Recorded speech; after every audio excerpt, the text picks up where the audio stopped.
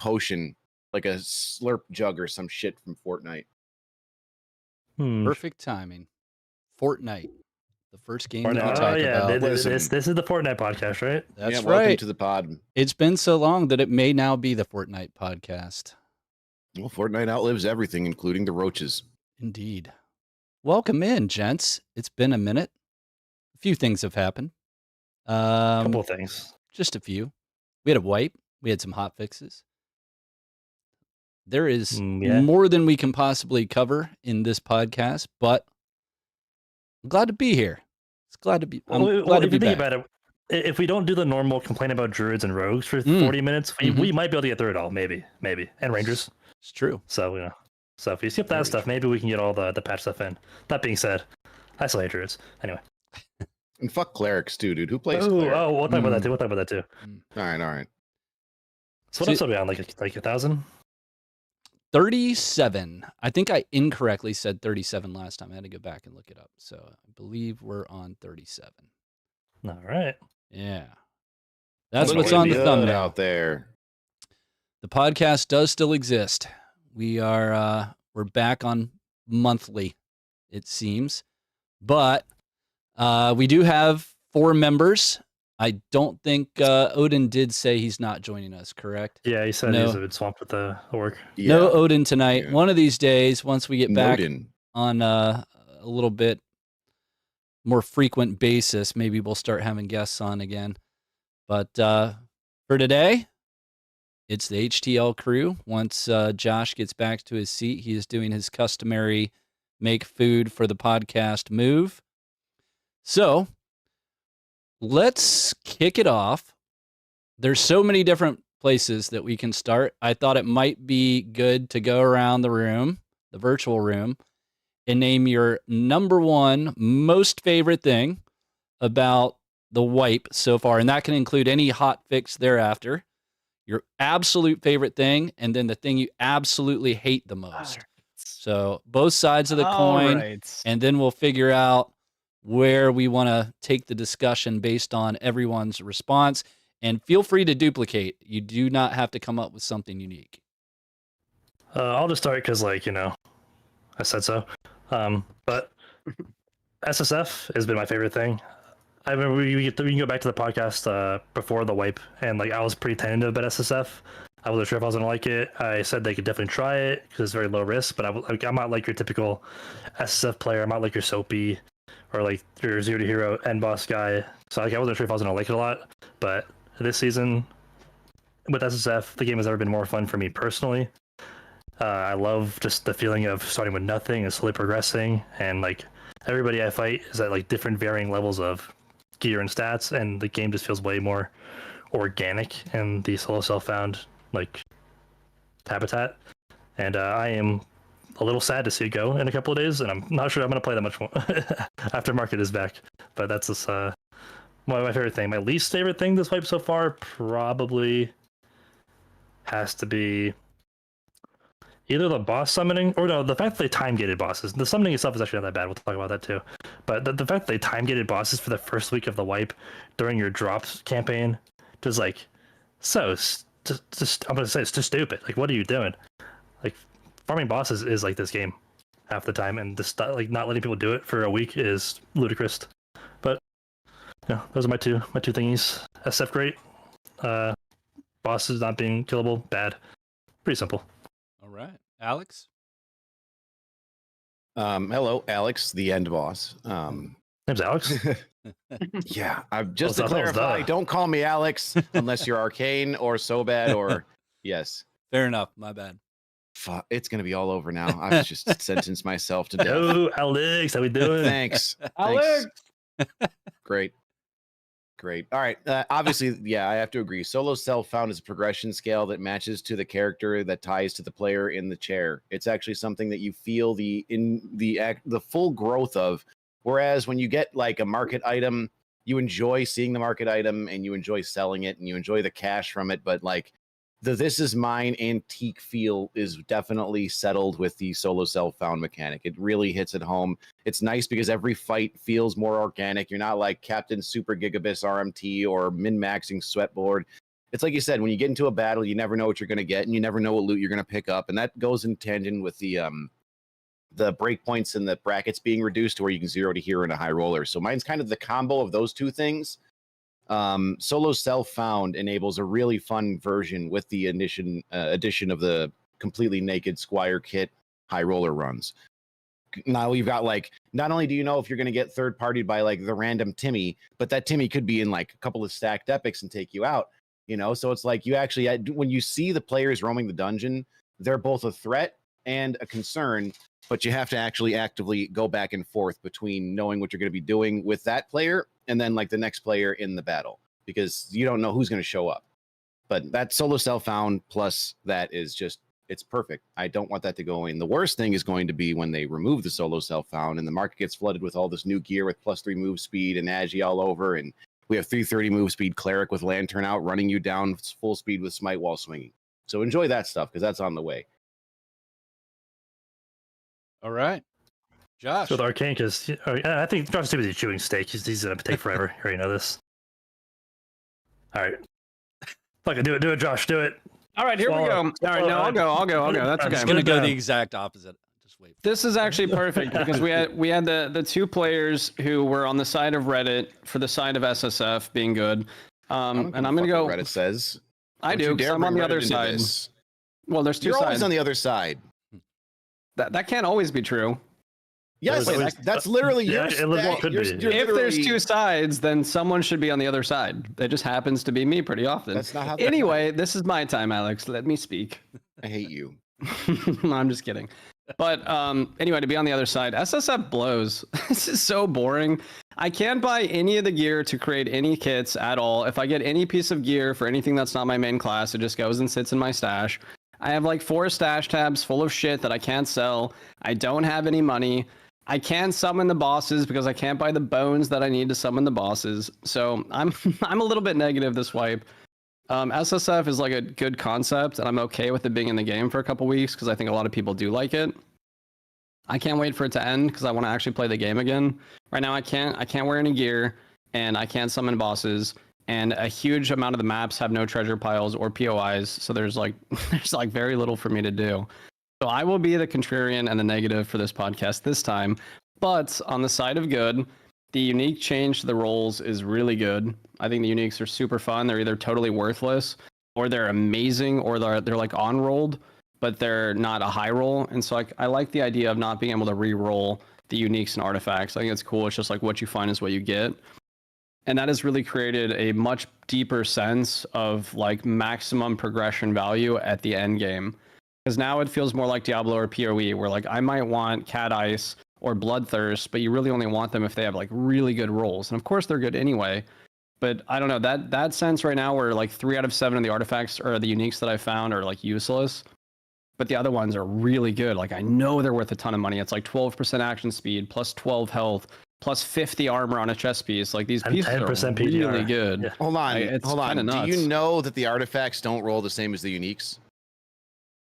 Yeah, they have 6. They have 6 rolls. So okay, like now you also have to get like at 6 rolls. Bloodthirster being a bad thing, but 6 rolls is like you got 6 rolls hitting there, bro.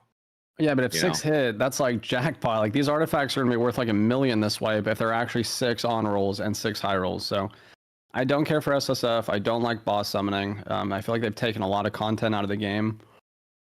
For like normal players or like upper echelon, like middle to like end game players don't have a lot to do right now. But I really like the rolls, and I like PvE mode. I think it widened the net for the player count, and it's really good for the game. All right, Arcane. All right. Just that sounds like a huge skill issue on the boss stuff. You don't want to play the game. You don't want to do any of the shit because you are too fucking lazy. Holy shit! Let's go. I'm holding back to let's go around the room first, and we'll talk about it afterwards. God. So yeah, I think what you guys. So I'm gonna be boring and say Solo Self-Found is 100% the best change, and we'll talk about all the reasons why and how it synergizes with all the gear changes. I do agree with Josh that the unique and artifact changes are great, but PvE is tied for a close second, but they definitely have some implementation issues with that. But yeah, overall, I would just echo exactly what you guys said. Solo self-found makes it feel like you actually need to play the game and engage with the dungeon. And then when you actually get into a fight, even in HR, you don't know what you're going to run into. Just like Alex said, like it is completely changed I wouldn't say like my entire perspective, but like if I go into, so in previous wipes, if I was to go into a 224 or over raid and I felt like I didn't have my kit perfectly set up, I went into each fight thinking this guy probably has a perfect setup, and I'm already at least, I mean, even as you get better, your skill gets better, you get better at crafting kits, you get better with your knowledge of the game. For regular Andy guy, which I'm probably not because I have a lot of hours in the game, but I'm certainly not at the same level as your average streamer. So for me, like being demoralized going into every HR fight to start was not a fun place to be in, just because I knew that I didn't have the best kit. If I had the best kit, I felt like I could win the fight, but then when I lost the fight, it was also demoralizing because it was like, oh shit, now I got to go back. I got to go back to the marketplace and I got to spend all of my money to get really good gear to be able to compete. So you can call that a skill issue, but that's been my experience in the current state. I don't ever have that feeling. I walk into every fight thinking, who knows who I'm fighting? This guy might not be min-max. I can win this fight every single time. And that is a much, much better feeling. And just overall engaging with the dungeon feels like it's just a much better experience. The negative that I have is pretty trivial, but significant for me, is the freaking cockatrice feather, man. I'm on hour 13 of looking for it. And when I say hour 13, that doesn't mean I've played 13 hours since wipe. That means I have 13 dedicated hours. I'm at probably 50 to 55 cockatrice kills across PvE, adventure mode, normals, HR, and I think I did a couple in over 225. Not many. It was normally 224 in PvP mode. But I'm somewhere between, this is no exaggeration, no BS, 50 to 55 kills. I have no feathers and 2 eggs, and I'm just so freaking stubborn that I'm not going to stop. Someone informed me the other day, I think it was Bulko. I think he was like, hey, you know you're just going to be able to buy it when the marketplace comes back out, right? I was like, Yeah, somebody "Wait, said that what?" too. Yeah, Wait, I'm pissed off because I've been to like 5 feathers already, Oh my and god. I still haven't done the quest. So like, Oh my you god. know, Honestly, need it two sounds like feathers, by the it sounds way. like a skill issue. It's definitely a skill issue. I'm not wearing gotta keep farming. I don't have 500 luck. I'm running I've my been wearing bar 500 luck. It doesn't help, bro. with 300. Yeah, I'm just running 300, so it's definitely a skill issue. I'm killing them the wrong way, apparently. I need to kiss him on the cheek before he Just to dies. add, I was farming gotta mine in roll the dice a little better. PvE. Yeah. I was farming mine to PvE, went to high roller, then I went back to PvE, and I managed to get it. So it does drop in PvE. I've seen you need 2 feathers and you need an egg, and I only got the 1, and I died with my egg. So, you know, fun stuff. Wait, you need 2 feathers? Please tell me that's Yeah. not true. Nope. I mean, it might not be true when the quest actually launches, but according to data mining, you will need 2 feathers. just watch this soul leave his body. Holy shit! Mm-hmm. Oh, you have no Gosh. idea. No, if you want to talk about data mining, you think that's the worst thing that I've seen, and that is nothing. That's like the school bus full of children going off the rails.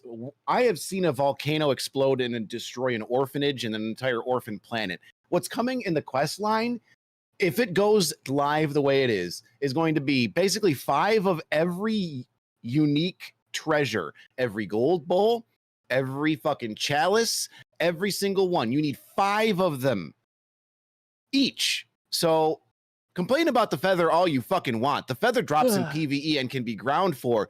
Those only drop from the fucking high quality treasure pile and forced HR, and you are going to like it. As I just gotta say, like, I think it's about time that we all just see the light and just do what I do and just stop doing the quests. The game is just better when you just don't give a shit about them. Just To play be the game. fair, To be fair, on the topic of quests, they could have really done a lot with the quest system to revamp into solo self-found, removing the time gates. Since there's nothing stopping you, you could have just gone and farmed the quest items instead of like, if you have the quests open with the ability to purchase the materials to complete the quest, it lessens it. But if you just had everybody racing through their quests, it would have been a lot of good content. Same thing with like the bosses and the ability, but that's just content for us, I guess, and also reasons to play the game. What do I know? I just want to play the game more. But yeah, the quest lines, like, they really did kind of drop it. There's nothing about the quests that are redeeming. The loot flow, like I said, is dialed up so high that you get so much gear that the quest rewards are still piss. Even though they're cranked up, I do notice that they are a little bit higher. There's like the gold. Maybe it's just the goldsmith quests that give you a decent reward because it's fucking expensive as hell to turn in 3 of every single perfect gem to get 2 pieces of legendary random gear with bad rolls. But like the quest lines themselves could have been a little bit dialed into the wipe rather than running alongside it. They could have been directly integrated with it, and I think that was a huge miss. Agreed. Yeah, I don't know. So usually I'm like a big quest during games. It's just like this game, I don't know. The quests just like are so cumbersome and just annoying to do, and you don't really get much for them. yeah, Sorry. I didn't. Sorry I to didn't. repeat. No, you're good, man. I didn't know about the data mine stuff. I've usually gone on to Yeah. Reddit to see what I'm gonna need in advance, so I save myself some headaches. But I have not done that this time around. But let's circle back to the quests in a little bit, if needed. So Can I just touch on that? Because I did make an explosive thing that people are going to read and then vendor all their shit or do all their stuff. Yeah. Just with the last quest line, we did have a data mine quest to get the royal chest, or the gold coin chest was to kill Spectral Knight, and everybody vendored their royal gems. And then the quest actually was fully fledged out and released, and the data mining was wrong, and it was keep your gems, they're still for the quest. Right. So we don't know if that's confirmed until the quest is Right. out. That would I'm feel just so saying bad. that Good disclaimer. So you Good don't know. disclaimer. Yep. Good little don't fucking keep your shit and go, and boss said to do this, because I'm telling you not to. Right on. So Ken says SSF. I say SSF. And boss says SSF. So So bad that is devil's advocate, against. that's all. But The not one- a devil's advocate. I No, just I don't understand. like it. Because I feel like SF does like it's like a problem with it's a multi-thing problem, but SF probably sucks for your average solo player. If you're the guy that's out there grinding solos and you play like you want to play one class, yeah, you play Clark. Clark is like a really good SF character. It's different. There's lots of classes that are very weak in SSF, right? And you can kind of get around that by playing in a group and like they could fill your weaknesses. But like if you just play a class that isn't good at SSF and you are a solo player and that's the class you play, like if you're a solo wizard player, SF fucking probably sucks right now. yeah. Like if you're like a solo, I mean, I can't think of other ones, but you know what I'm trying to say. Some classes are made for it, and some classes struggle with it. And this comes back to the problem with solos in general. When you have solo queue as one of your main game modes in the game, it's hard to make every class feel good in a vacuum on its own. Mm-hmm. When a game is so obviously created for a team setting. So this is just another extension of that, in my opinion. Go get some gear from the free lobbies. Get your full purple kit of good rolls, and then go in there with actual items. So speaking of gear, that's one of the integrated topics that I feel like we have to cover. And this is where, Josh, it might feel like we're all going to be ganging up on you, because we probably are. But with the marketplace coming back and gear being the way it is, doesn't that exacerbate the problem that we had before, which was all right. lab crafted previously. kits Mhm. without all the crafting even being out? And they have accelerated what you can craft, so who knows what we're going to have in the next week or two. We might have ruby silver crafts by the end of this month. It's potentially. crazy. We Yeah. should have had Ruby Silver before the solo self-found So change. it's so Like- funny because I love the gear changes right now as is, but the second that you actually Yes. add it into a marketplace setting where everybody can get max rolls and like get everything they want perfectly, Mhm. those numbers are just way too high. They increase the amount of armor that you can get on flat rolls by 50%. They increase the amount of PDR rolls by a pretty high percentage as well. I'm not sure the exact number.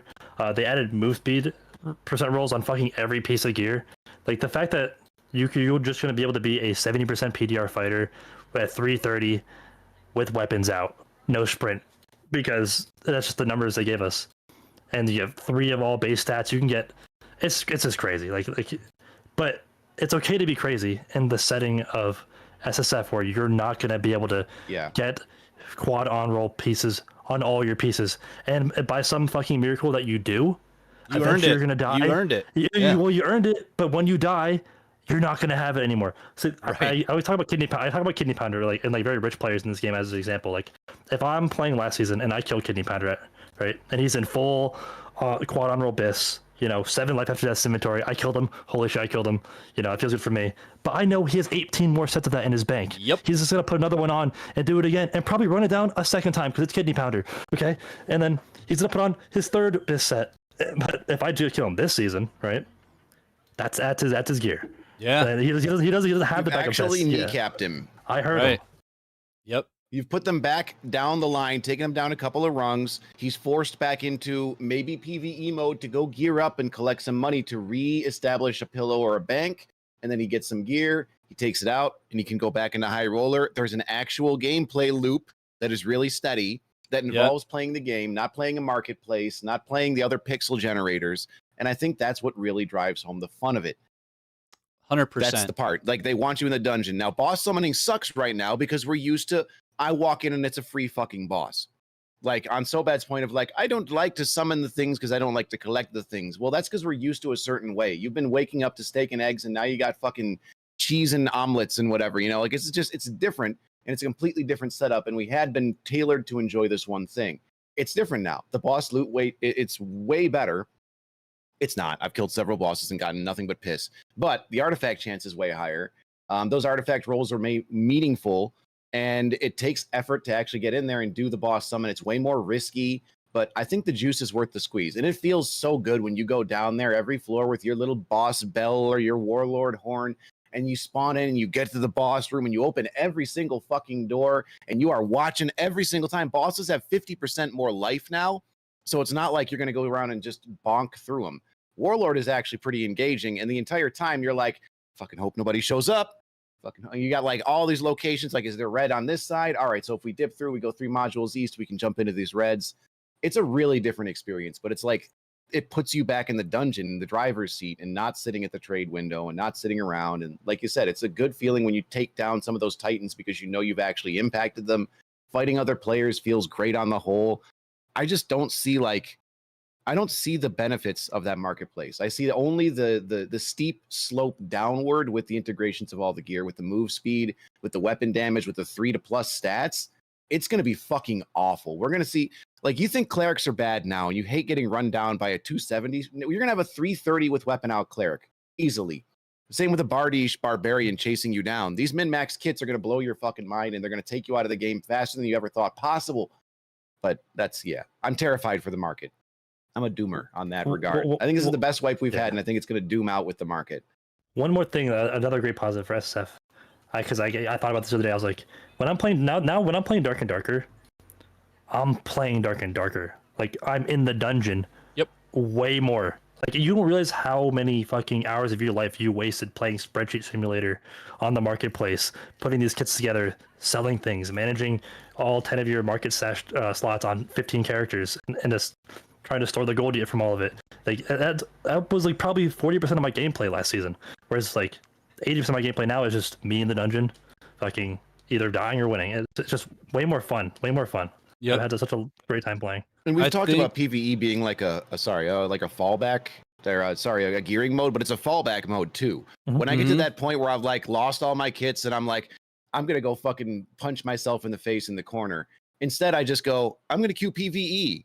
I go run around. I purify bomb some bosses in 20 seconds with another cleric. I collect a pile. I send it back.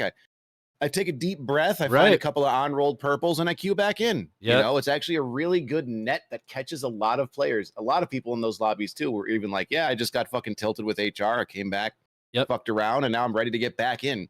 So like we said before, the PvE pool is feeding into the PvP pool as well, which is great to see. I agree. Yeah, it's a good rage diffuser for sure. And I think that the marketplace, when it comes back, and it's always been this way, but I don't know that I've ever said it like this before. It rewards maximizing the most profitable thing in the game and repeating that process over and over and never engaging with the rest of the content. So if you know you want to be wearing BIS every time, and you know that the marketplace can get it for you, then just like an RMTer would do, you're going to go in and you're going to farm the most valuable content in the game. So that means if you play Goblin Caves, you're going to hit the Troll and you're going to hit the Cyclops, and then you're going to go to the middle. And that's what you do. You don't engage with the rest of the content because you're on a mission to farm to get money so that you can spend money in the marketplace. You don't care about the rest of the game until you have your kit. And then you care about going around and trouncing everybody that doesn't have the kit that you have, which for a large portion of the population is fun. That's fine. I'm not saying it's outright wrong. I just don't think it's healthy for the game. I don't think it's healthy for anyone that is trying to say that the rest of the game matters. That if you're trying to engage with all of the content, then self-found mode promotes that for all of the reasons that you guys just laid out. And what it self-found certainly doesn't do is reward that singular focus on just min-maxing things that are going to make you money. You're actually trying to explore the dungeon to get gear. Now, you can argue that there are certain POIs that you're still going to go after to get the better gear, so I get that. But overall, I think what I heard from both Ken and Emboss is that you're participating in more of what the normal game loop, the healthy game loop should be, and you're overall spending more time in the dungeon and engaging with the content in there. Is that fair? Was I off on any of that? No, honestly, that was beautifully said. Someone should fucking soundbite that and send it to STF right now, because I don't think you could have said it better. That was a really good point. All right, now It's Josh is putting going to people tell in me for the why meat I'm and wrong. Potatoes. Yeah. No, I mean, I already made the argument. I'm not going to like go in super hard about it. There's other parts of the game that other people like, and we can't do those parts of the game because now it's SSF only. And so when that ends, we can go back to the money simulator. I like the marketplace. Every day I wake up and I get my shit from like my slots, and then I can take that money and I can buy the shit that I want to buy. I don't want to farm skeletons in fucking small and medium chests all the time. I would rather sell +1 all boots that I can't use, or +1 all chests that I can't use for 1,100 gold, and then I can buy things for 90 gold, an entire set. I can buy like 11 pieces at 90 gold each, and then I can go in there and I'm already like partially optimized. I'm not BIS, but I can compete on like a competitive level without having to find every piece of gear. I personally think that the argument that you can go back to PvE mode and then normals and then HR, that's fine, and that's cool for 2 weeks, but I think a lot of people that are further on into the game don't want to do that anymore. They just want to buy their kit and drop back in the dungeon. They don't want to spend 3 hours gearing up. They just want to buy a set or like a couple pieces and then go back. And they can buy a key. They can like, I don't want to mine. I'd rather just buy the copper ore. They like made the nodes have barely any ore in it. It takes like fucking an hour to make 2 pieces of copper gear, or like 3 pieces of copper gear. Why does it take an hour to make greens?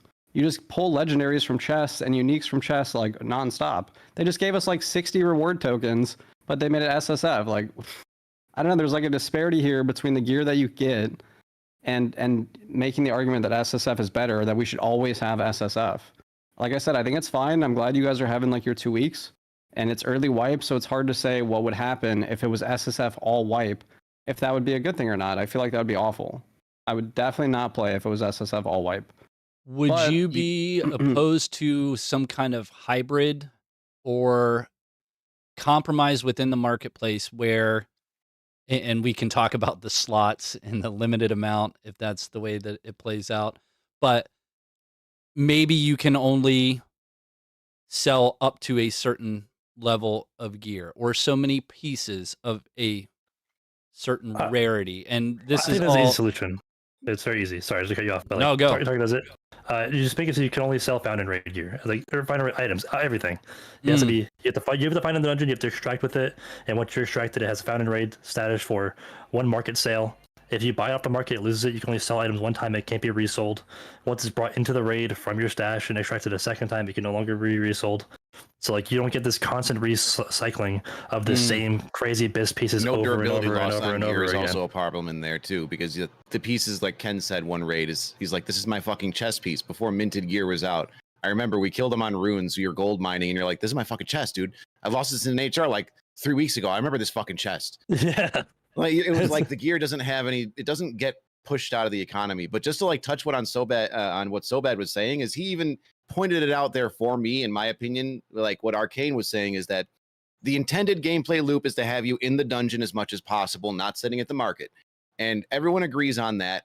Even Sobad in his own state, you said, all right, I would rather play Money Simulator, Market Simulator. It's not the same game. That's what you would rather do. You would rather spend less time building the kits because you want to get more out of the actual in-game dungeon. So you will use the marketplace. That benefits you on that regard. But the actual gameplay loop would be to go into the dungeon, find the gear for the build that you want to experience or try out, bring that gear in, try that build, not in high roller, but you can try it in the arenas. You can try it in the PvE mode. You can build in towards that set, and then you can bring it in when you feel comfortable with it. It's a different gameplay loop, but it all wants to put you in the dungeon at the end of the day, and that's why I like it. It takes less out of spending your time in the, like, I'm just going to buy this piece, I'm going to buy this piece, I'm going to buy this piece. Oh, I lost to the first battle I got. It makes you feel better about that gameplay loop entirely because you're building up to that point.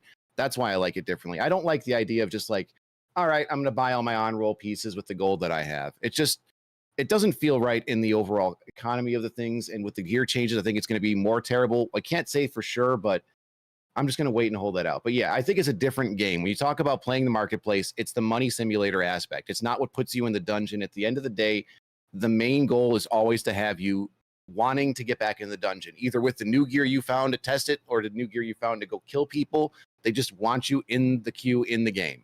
Yeah. Well, I fundamentally disagree with that. We're getting playing cards and fishing and player housing and social spaces.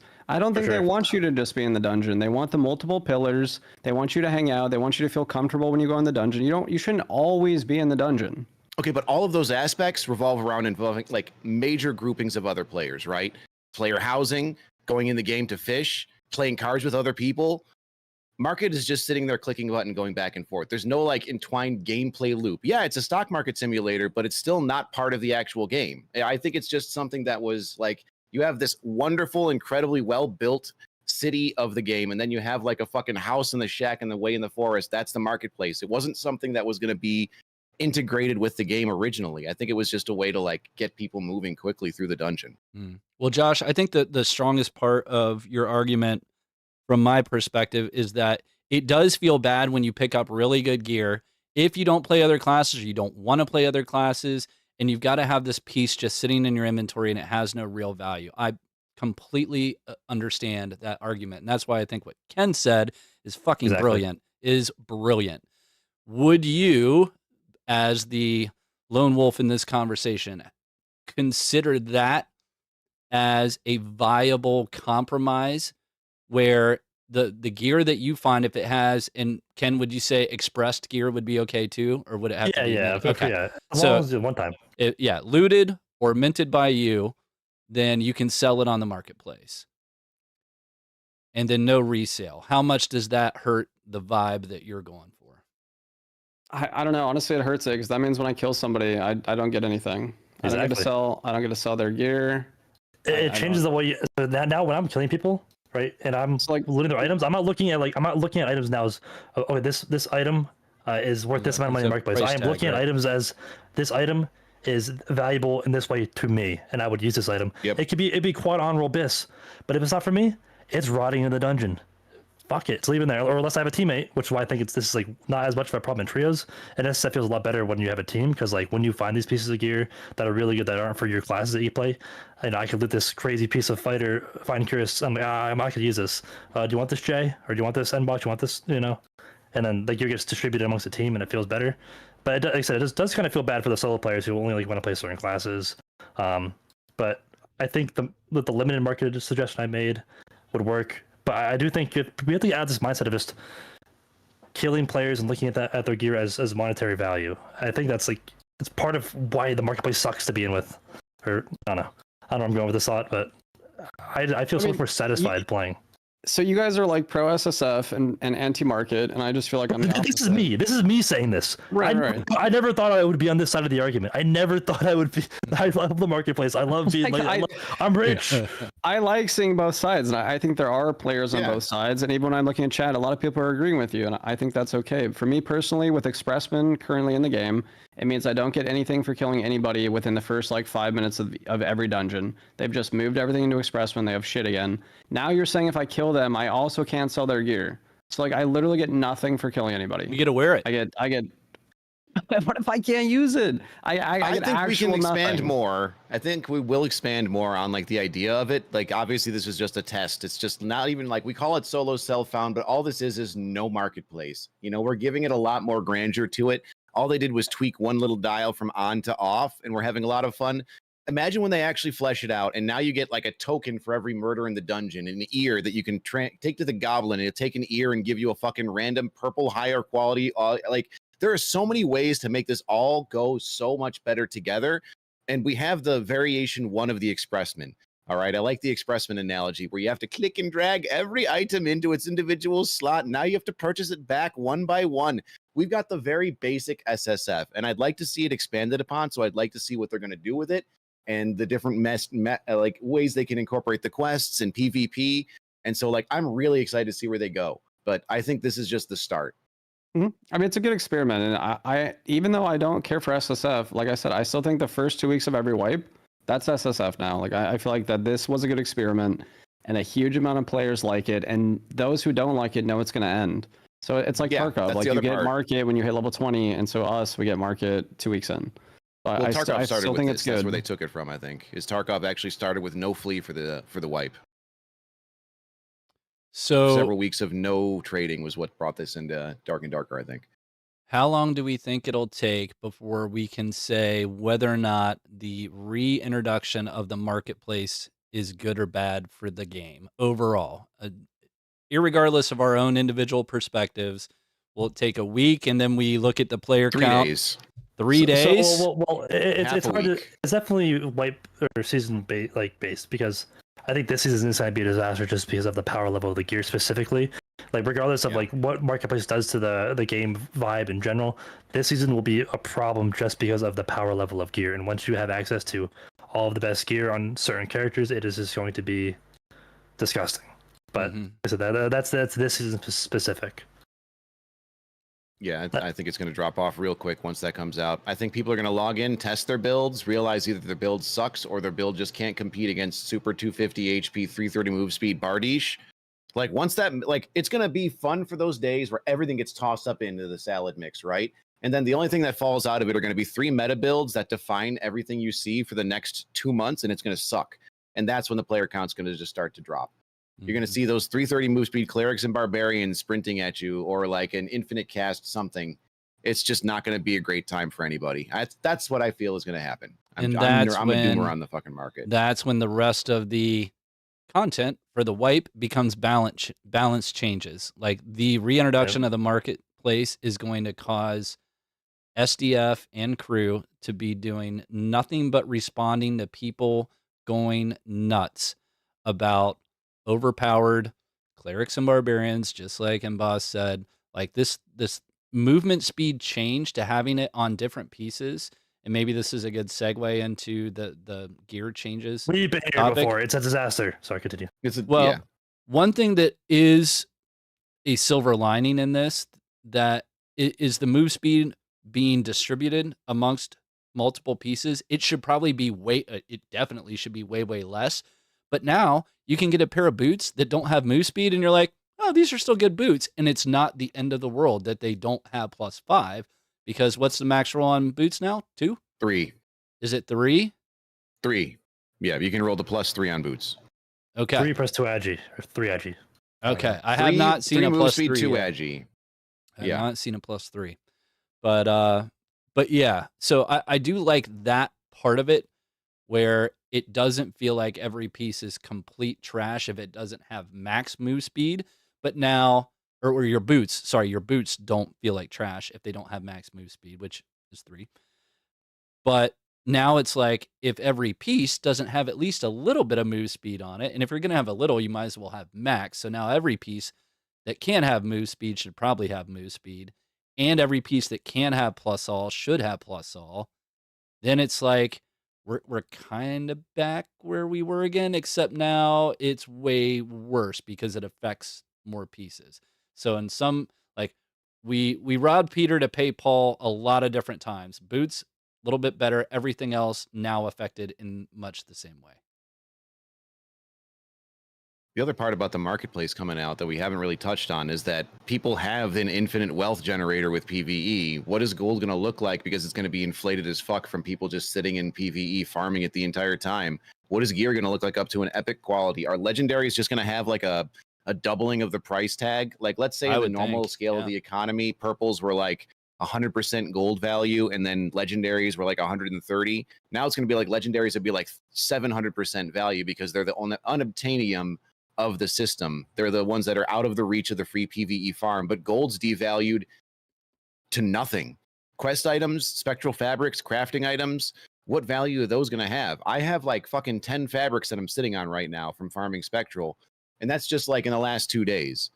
Like, how is PvE really going to impact the economy for those players? Is it just going to be massive goldflation? Like, there's so many things that are going to be on that part of what causes a power scale with the streamers. And like, I think streamers and the like are going to have so much more wealth. It's going to be the worst wipe for a power balance that we've seen.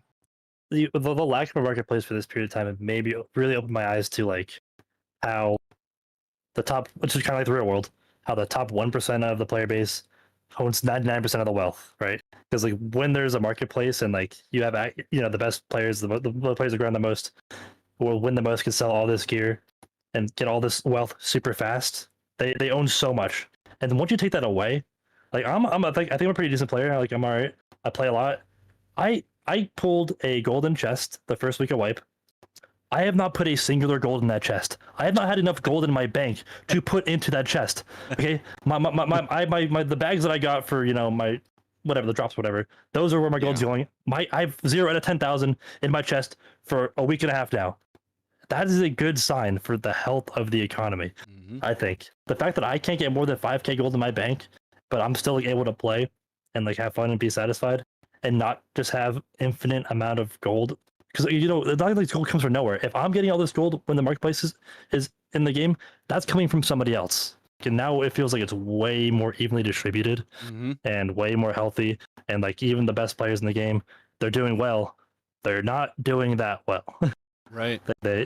When you kill somebody who has their good gear on, it hurts them, and they're weaker, and that's how it should be. I shouldn't have infinite quad on roll bis that I could just. There were some days last season where I would log in and I would just lose 15 times in a row. And I would just put on my 15th quad on roll bis set because I could. That's not good. That's not right. Yeah. I should be in PvE mode. But I don't know. It just feels way healthier. Agreed. 100%. Josh, how do you feel about the gear independent of the marketplace? How do you feel about the gear changes? I don't know. It's hard to tell right now because we don't have market. I want like 90% of the players I kill have like fuck all. But I play 2-2-4 a lot, and so I feel like I typically optimize 2-2-4 sets. And for some reason, like even I just did the demigod race, 12 hours. I didn't die, and I was in like full optimized copper crafted with like all on roll legendary rings, everything gemmed.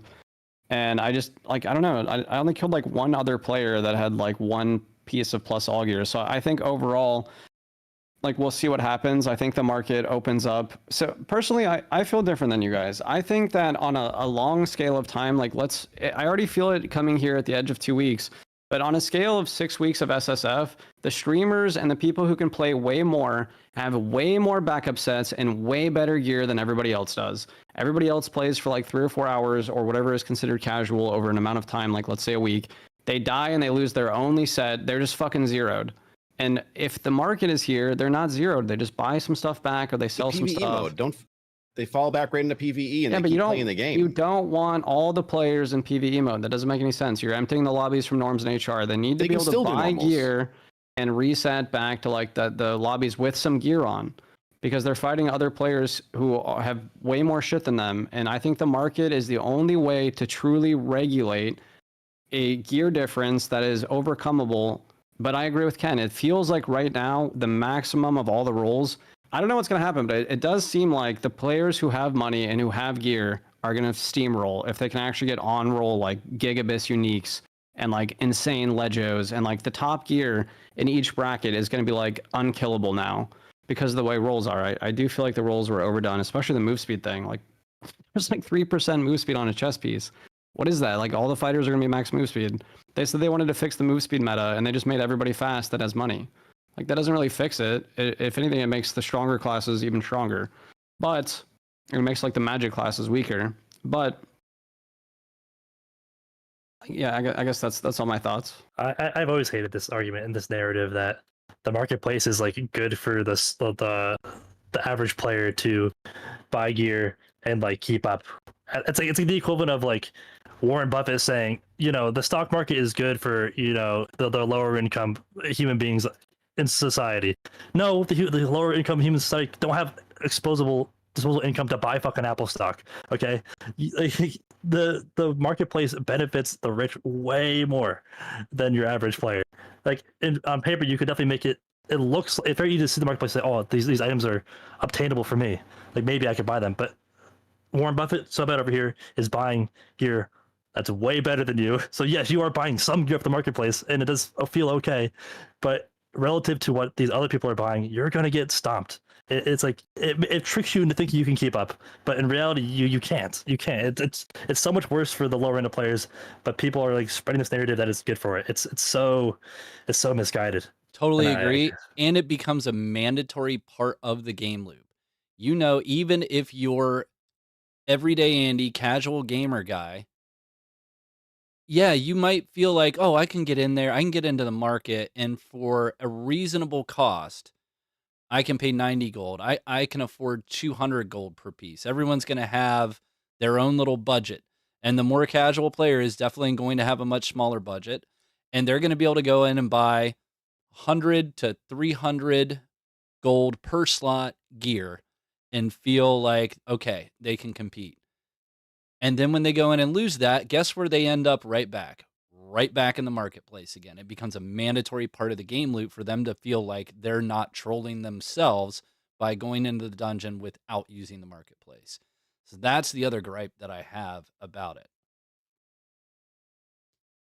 It's just back into what's the gameplay loop? Is it more time in the marketplace or is it more time in the dungeon? That's all. I just feel like they're trying to, their end goal is to always put people in the dungeon. I liked having things to do. Like I log into the dungeon, I hit the M button, I look at what modules are on my map, and like every raid feels a little. I'm like, oh, I'm gonna go here, here, and here. I'm target farming materials. I would never do this before. I'm like looting. I'm like, oh yes, bones. I fucking love some bones. Let's go. Graveyard on this map. Let's go hit the graveyard. That's where the abyss is. Yeah. You know, I need some gold. I'm gonna go to the cock room and hit the underground cell. I need some gold. Yeah. You know? Those shelves down there. Yeah, those shelves. Oh, did people know about? Yeah. Don't tell them about the shelves. Don't tell them about the shelves. Yeah, the loose loot. Oh, just the loose loot. There's just a cock there. Take the cock and leave. Yep. Yeah, don't go underground. Yeah, the loose loot in the game being buffed is fantastic. The corpses, the praying skeletons on the ground that you can break, they're buffed.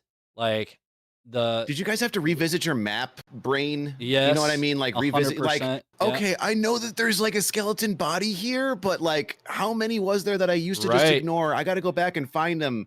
Like in the one, the Royal Coffin in the corner module of runes where the drop down is with the death skulls. I don't even know the name of it, but it's like another cemetery. Yeah. That one has 3 bodies in the corner of it on top of all the cemetery loot, the coffin, the lion's head. Like there is an insane amount of fucking loot in the game right now. Oh yeah. But it's like I had to revisit every aspect of, oh yeah, the demon throne has like 5 of those praying bodies on it. Like I had to go through my brain and like imagine where all the loot was and go, body value has gone from like ignore bodies to I must find bodies everywhere. I need to find those fucking bodies. I will kill you for those bodies. That's right. And I think that was a really cool bonus to like the way they've tweaked loot, because it was something that benefited experienced players with insane amounts of map knowledge. But like new people are like, oh, I found the bodies, dude. I found like 4 of them in the fucking ring, dude. No, everybody come over here. Let's crack them open. Sorry, it was just, it felt really cool when I was like going through and I was like, shit, now I got to think of all the places where the bodies are that I just, like they're in somewhere in a dusty storage bin in my brain. And I'm like, this place, no. This place, no. Like I said, I'm not trying to pile on so bad. I understand his points because like they make sense. Like I understand his motives. And I love Marketplace for a very long time. And like before SF came out, I loved the quality of life of it. I loved just having things readily available to me. But like it's almost like in real life, you know, like you have your cell phone right here. You have all the information you want on your cell phone. But you ever just like turn your phone off for a day and you're just a happier person. You just enjoy the world a little bit more. Oh yeah. It's kind of like that. It's kind of like that for me. That's a good analogy. That's a good analogy. Like, you want to turn. I know that at some point my phone's going back on, and all that's going to change. But for now, it's off, dude. I'm not putting my pants on. Y'all can't call me to make me put my pants on. I don't care if this building burns down. I don't care if I see a meteor crashing into the fucking planet. I'm staying on the beach. I don't know. Okay, I'm gonna come back through just really quick. I'm gonna break these down because these analogies are fucking horrible. You're arguing that we shouldn't have cell phones anymore, and that's the same as SSF being on forever. That's a terrible analogy. That's an L. Secondly, it's the fucking Actually, that is a great in-game analogy to really break it market down. is not like the stock market. 90% of people have no idea what the fuck is going on with the stock market, but in game, I have bones. I don't know what to use these for. I'm selling them to 100 gold each. So the dumb top tier players can take 6 of them to go do one boss. So that's 600 gold that I just earned from PvE mode from one round because I killed some skeletons. And I can buy a bunch of shit for 600 gold. Like, holy fuck, I just bought a full set. That is what's going to happen. The PvE players and the norm players. 600 gold. You barely know. Dude, I think Goldflation you is know gonna the be a big bloat, bro. problem. There's going to be so many purples and blues on the auction house for like 70 gold. right now. It's crazy. And those All right, will not. I bet you anything compete. I can buy a set for 600 gold on day 1 of market. Yeah, if they want to market, sure. But you know what? You know what's going to happen? Well, the thing that always happens, bones are going to stay the same price for the entirety of the season, and gear is just going to go up and up and up and up and up and up and up until it's fucking 15k a piece. It happens every season. Yeah. Well, thank God then players can get a fucking legendary from normal and they can sell it for 15,000 gold and now they're rich. Thank God. Let's go market. Bring that shit back. I just can't wait for the gold to be just so out of the world inflated. Like, the last wipe skull keys were over 50,000 fucking gold, and people thought that was bad. I think they are going to be out of this world in pricing right now because anybody can get anything with infinite gold because you just have to go to PvE to farm it. So I think Goldflation is going to be, we're going to be fucking Venezuela. We're going to be issuing $quadrillion notes to people and just handing them off to get a loaf of fucking bread. It's over for gear. Like, Wait. good roll bis is going to be fucking out of the world of prices. One more positive. SS, more positive. All right, because I know this is going to resonate with the community because everyone, you know.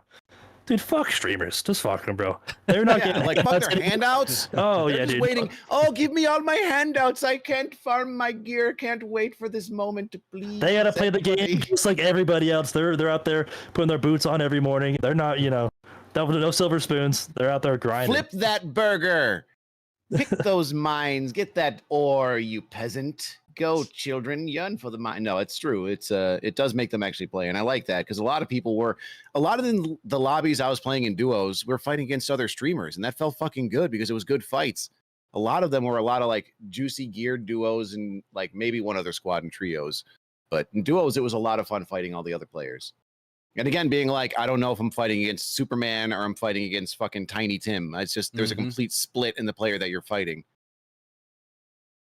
So one of the patch notes, I can't remember when it was. I think it was on Wipe Day. I think it was the Season 6 patch. Mentioned that there is a new tag on items. I don't think it's visible, but they have a system in the background that designates items as tradable or untradeable. It's visible. It is visible. You can see it on the items that you get from your gold coin bags and the potions. Okay. There's a like little cancel sign in red text that says non-tradable. Okay. To specify it cannot be sold or traded. I'm guessing we're not seeing that on golden keys or skull keys at this point. Is that true? It's only on things you buy from Iron Mace. Yeah, it's specifically like seasonal rewards or stuff they send through the expressman, but it's not something they couldn't apply to other avenues. You know, like it's a looted tag and a status that they can just slap around as they want. That's where my head's at. So I would love it if we could get some kind of compromise where, sure, the marketplace comes back, but a lot of the items get slapped with that non-tradable tag, and we prevent some of the unlimited wealth through that tagging system. I don't know what you throw it on in addition to keys, but it's just kind of where I think that there's a lot that they can, like I said, with the solo self found that they can work on and create for an avenue. I think there's things that like what So Bad talks about is an easier access replayability system that's like it's like a grinder, right? The marketplace is a grinder for gear. Every time you pick up an item, you take it to the marketplace, it grinds down into gold, right? That's the whole efficiency thing. And you want to take this pile of gold that you've got, that you've been sitting on and accumulating it, and turn it back into gear. And a lot of games that incorporate systems like that without a marketplace are like retainable quality destruction, like a disenchanting system. Like imagine you take a green quality gear and you crush it and you get 1 crystal. You crush a blue and you get 3. You crush a purple and you get maybe 5. And you take those and you can actually craft gems with them to re-roll other pieces of gear. Like you take 20 crystal fragments and you get those from the gear, but it's like a machine that churns your infinite gear into more gear specifically for your character. That's what the marketplace does. It allows you to manipulate gear and make it for your character, sell stuff, trade stocks, but it's a way to speed back into the dungeon. But it's something that like constantly regurgitates your gear. And that's what most games kind of, I don't want to say Dungeonborn had it, but they did sort of have the idea with the heirloom system. It was just overly terrible. The gems are more of like, you have to find the template piece of gear, and then you can actually use the gems to create something that's more in your liking. But then you can raise the goldsmith value to actually being good rolls again instead of 0.5%. But it's just the idea that like you constantly play the game and you're always constantly rewarded with a steady stream of stuff that you can use to play the game less. Right now, it's like you could play and you could never get a good piece of gear to go in for a couple of runs. You're sitting there, you're like, well, shit, I can't go buy it. So where am I going to get this piece of gear to finish out my kit? So this is something I don't think that's come up in the marketplace discussion before. What if you could take your items and barter them with the merchants? Or sell them based on the affixes for their perceived market value. That part would be difficult because then you actually have to have a market to set the price, and then kind of negates the whole concept, I guess, as I'm thinking out loud here. But what if you could swap it? So I find a Oracle robe while I'm on my Barbarian, and it's legendary with really good rolls. What if for a price I could go to the merchants, not the market, and then flip that for a price or an item that I have to find to do that, and then convert that item to something with the same rolls. So I could see on the Oracle robe, like, shit, this would be great if I played Wizard, and it's got really, really good rolls, and then I flip it to be for me. And during that process, you could have the goldsmith involved potentially, where you can gem it and convert a +3 knowledge to a +3 strength or a +3 dex. Well, what if the merchant could exchange it that? sounds like So I think we're trying to say what you're talking is a little more convoluted than it probably could be. It should be simple as that. It should be because what you want is an outlet for gear that you acquire that you don't want to use. Like so, but saying there's lots of items that he picks up that he can't really use, and they're sitting in a session. It feels weird. So like you need some kind of way to recycle those. So you could just have the ability to just break down gear, like a grinder scenario where you can go to the tailor with your Oracle robe, and it would break down and it would give you a couple of old cloth. Maybe you'd have a small chance at enchanted fabric, and then you have to like make more crafting recipes for like base gear. Then maybe there's a recipe to use 3 old cloth plus a blue rarity sapphire to do a random blue Oracle robe. But like, and you can do this like across the board for all kinds of armor and like crafting. But Arcane to recycle things. Yeah, Arcane described what I thought the original gemming system was going to be kind of like. I thought the original gemming system was going to be, I got a purple Oracle robe with, 3 move speed on it, and that's the only decent roll. I take that to the goldsmith, I break the item down, and I get a gem with that +3 move speed roll that I can then put in another piece of gear. And that's kind of like, it makes you hunt for the items in the dungeon and break. That's what I thought. I thought the original goldsmith was going to be just like that.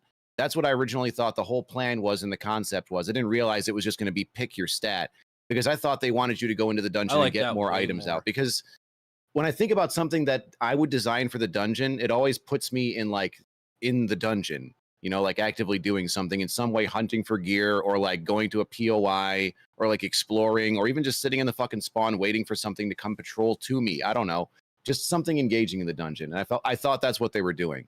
So I think that would make it really speedy. You could build pieces of gear like that skips the whole need for in a world without a marketplace, I guess. So the guys in chat, they're like, you could just like sell the item and buy it what you want, or the guy that's saying it's just adding more steps. Like, what do you think video games are? We're just wasting our time playing. Like, that's the game. That's the fucking game. The games are just going through mindless steps and just trying to have fun doing it. If you want to just skip it all, fucking go outside. Okay, thanks, chat. I agree. Yeah, just sell that shit that you didn't care about, and then buy what you want. It's like if there was a market where you could do that, and then we wouldn't need to waste dev time creating all these new weird systems that you guys are talking about. No, but that Let's just sell the shit we don't want and buy what we want. And take all the All right. bombs. Anyway, All okay, right, let's pivot. Let's Yes, go past let's the market. pivot. Yeah. All right, so let's talk about the It's 3 against 1, and I'm right. So we'll just pivot. To like Where's the the next arena, thing. guys? We're at hour where's 20 the in. arena? Arena. Where's Okay. the arena? Why Where am I is the denied arena? arena? See you next week. How about- Actually, though, No arena, no award shown, and now getting Demigod also has no reward shown. And SDF said that all this shit is kind of taken away because Terry is working on a battle pass where maybe all of this stuff goes into a battle pass. So now we kind of actually have to have a real discussion about battle passes Mm-hmm. and whether or not that's going to be good and what that would look like. Is there a free and a paid track? What's like best case scenario for I this feel like like- adventure battle pass? if we take a look at what they did for the Twitch drops as like kind of a baseline, imagine like the Twitch drops campaign were a battle pass. There was a lot of really good fucking stuff in there, but there was Hell yeah, stuff that I there didn't was. even give a shit Yeah. about. Like there were some emotes in there. I was like, all right, this is, everybody had their, this is my favorite. And some people are going to be like, oh, it's the bounty emote. And you would be right. And if it was the fire breath, you're wrong. But there's like, everybody's got their own idea as to what they want, but everybody invested in them all because you might as well while you're on the track. I think if we keep in that kind of a vein as to what we're looking at for a battle pass rewards, fuck yeah, people are going to get into the battle pass. Even including the seasonal stash tab as something you get as part of the battle pass purchase. I don't care. They can get so much more with that. But it's just something that you can do. Why not do it? Yeah, I'm fine with it. No issue. Maybe make it purchasable for bluestone shards so everybody can get it without having to spend money. But, I'm just Or a dreamer in discounted a at the world very that's- least. Maybe you could go hybrid and cut the cost in half. They need real world dollars. But yeah, I wouldn't be opposed to giving the effort in game as some kind of incentive to decrease your cost. Mhm. It was definitely, yeah. But yeah, What's so bad? the Twitch drops and just really they've upped their game. I haven't heard anybody complaining about the quality of the emotes or the motions. All the drops were pretty damn cool. I love the inspection. What is the emote called? It's the Alex, you just said it. Sorry, Mboss. The bounty? Bounty, thank you. The bounty. Yes. Yeah. So the bounty my is favorite. awesome. I love that it's actually pulling the wanted signs off of what was in the tavern. Like those are the OGs from playtest 2, I think 1 and 2 probably. So I love that it's randomized each time you use it. It's freaking great. The lantern is great. Levitate is great. Like they have the graphic design folks over there are crushing it. They're doing good work. I really love the fact that they like really strayed away from the fucking Fortnite zoomer emotes to like actually cool emotes that fit the theme of the game. Yeah. Not people running Yeah. around fucking shitting their pants. So Yeah. like Yeah, I Those are really really hope it just doesn't. It sucked. It really still sucks. Like I don't like that at all. It's so out of place and cartoony. I don't like those emotes. Like it's cool, it's funny. call me a boomer, but like I like the new emotes. They're pretty dope. Yep. Yeah, Yeah, the drops are really good. And I agree with you. If they take the drops and they put it on a battle pass, then we're already there. You have like that's all they have to do. like 3 reward tokens, 3 of each green potion, 3 reward tokens, and emote. Like that actually is there. Yep. And once we get guild tavern, you put a piece of furniture for your guild tavern on there, or like whatever you need to craft furniture. Or like you get a training dummy that you can place in there, and then a skin for the training dummy. That's like, I think they're already there. Yep. Different decks of cards. We know we're getting card games, so you could get different kinds of Different decks of card cards. backs is a big thing in Yeah. Hearthstone, so that's Mhm. an easy sellable. Yep. Yeah, they've got a lot of options there. Make those all purchase for Redstone. I don't give a shit. Prefer Bluestone though. Sure. So let's talk about PvE real quick because that's been a big topic of conversation. Ken, I think you said you haven't really played at all, or have you done limited runs? No, I haven't even played it. Okay. But Josh? I've heard a lot of people that like played it and they've liked it. I think it's good for the game, even though I haven't played it. It's just like No, I don't need to. I only went in there to take handouts. M-Boss, I've seen you in I'm there not a joking. ton. I went in there and people gave me lockpicks and ore and stuff to summon the bosses. Yeah, Okay. you can I've 100% never do that. played it. Good job, by the way, Iron Mace. This guy isn't even playing SF and he's complaining about it. Yeah, this is Sorry. what, like, I'm just saying that, yeah. Anyways, goddamn. PvE is perfect in the way that it was implemented. There are so many players swarming all over the place, so many returning players. I've gone and it's an incredible experience to just go into that and see what it gives. I would be happy if they were capped at like green or even blue loot. It doesn't have to be purple. Like you're constantly getting free stuff anyways. But the overall vibe in PvE is normally 98% of the time, it's pretty much immaculate. Everybody in there is going around helping each other, healing, clearing out mobs. Like, yeah, you get people that are bad actors that'll run around and try and kill steal the cock. Like everyone's working on something in particular, and some people are just dicks. They're going to be dicks in the dungeon, they're going to be dicks in the PvE mode, and they're going to be dicks in the next game they play. But every single time I've gone down so far, it's been just the most wholesome, friendly, like cool, fun loot. Everybody's playing together and helping. Like, oh, what do you need for your quest? Oh, hey, I know where these spawns. Have you checked this area yet? Like, everyone's learning. It's exactly what they wanted people to do in a tutorial setting. And like, it's the player base teaching the player base. So like, not only do they get to go in and introduce people to the game without the sweaty PvP aspects, but you have other PvPers. And like, I go in there all the time, man. Come by my channel. I'll be doing PvE bossing and just fucking telling everybody, come on, guys, we're going to queue up in West in 10 seconds. Oh, you didn't get in on runes? That's fine. Get towards the red portal and wait for me to go to the next floor. Get into the next floor. Come meet me at the boss. Like, it's a whole host of an event. Please don't ban me for this. If that's illegal, please tell me first, Iron Mace. Like, just gathering people to go do PvE is so much fun. Like, the community's really banded together. I think there's a lot of players, like I predicted before, that PvE was going to draw in a lot of old players and people that just quit the game and didn't want to or want to learn in peace. And it's not going to suck off the well of players that are PvP sweatlords. But I actually was wrong on that. There's a lot of PvP sweatlords. Someone was in chat who had, it was B4.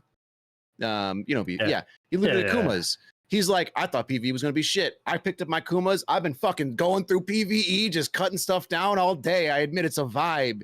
So it's like PvE actually did grab more PvP players than I thought it would. But it really did a great job of getting a lot of returning players in. And a lot of those returning players in my chat and other places, they're like passive players. They're like, I hate PvP. I fucking hate it. They're like, well, now I got all this stuff. I'm going to go to PvP maybe for a couple of rounds. So it's been hugely beneficial, hugely. And if there's somebody that's going to throw a counterpoint, please, because right now, I think it's incredible. It's been doing great. I have some qualms. Limited. Overall, I think it's a massive W. I think it solves a lot of problems. We talked for a long time about needing a tutorial mode. We talked about wanting a risk-free playground to go test out a kit. Well, now you've got it. Now you've got tutorial mode as well. You've got both of those things in one spot, and you definitely have a segment. I don't know how large it is, but there was a very vocal crowd, at least on Reddit and elsewhere, before they released it that said, oh, there's a PvE mode? Hell yeah, I'm coming back. There is definitely an appetite for it.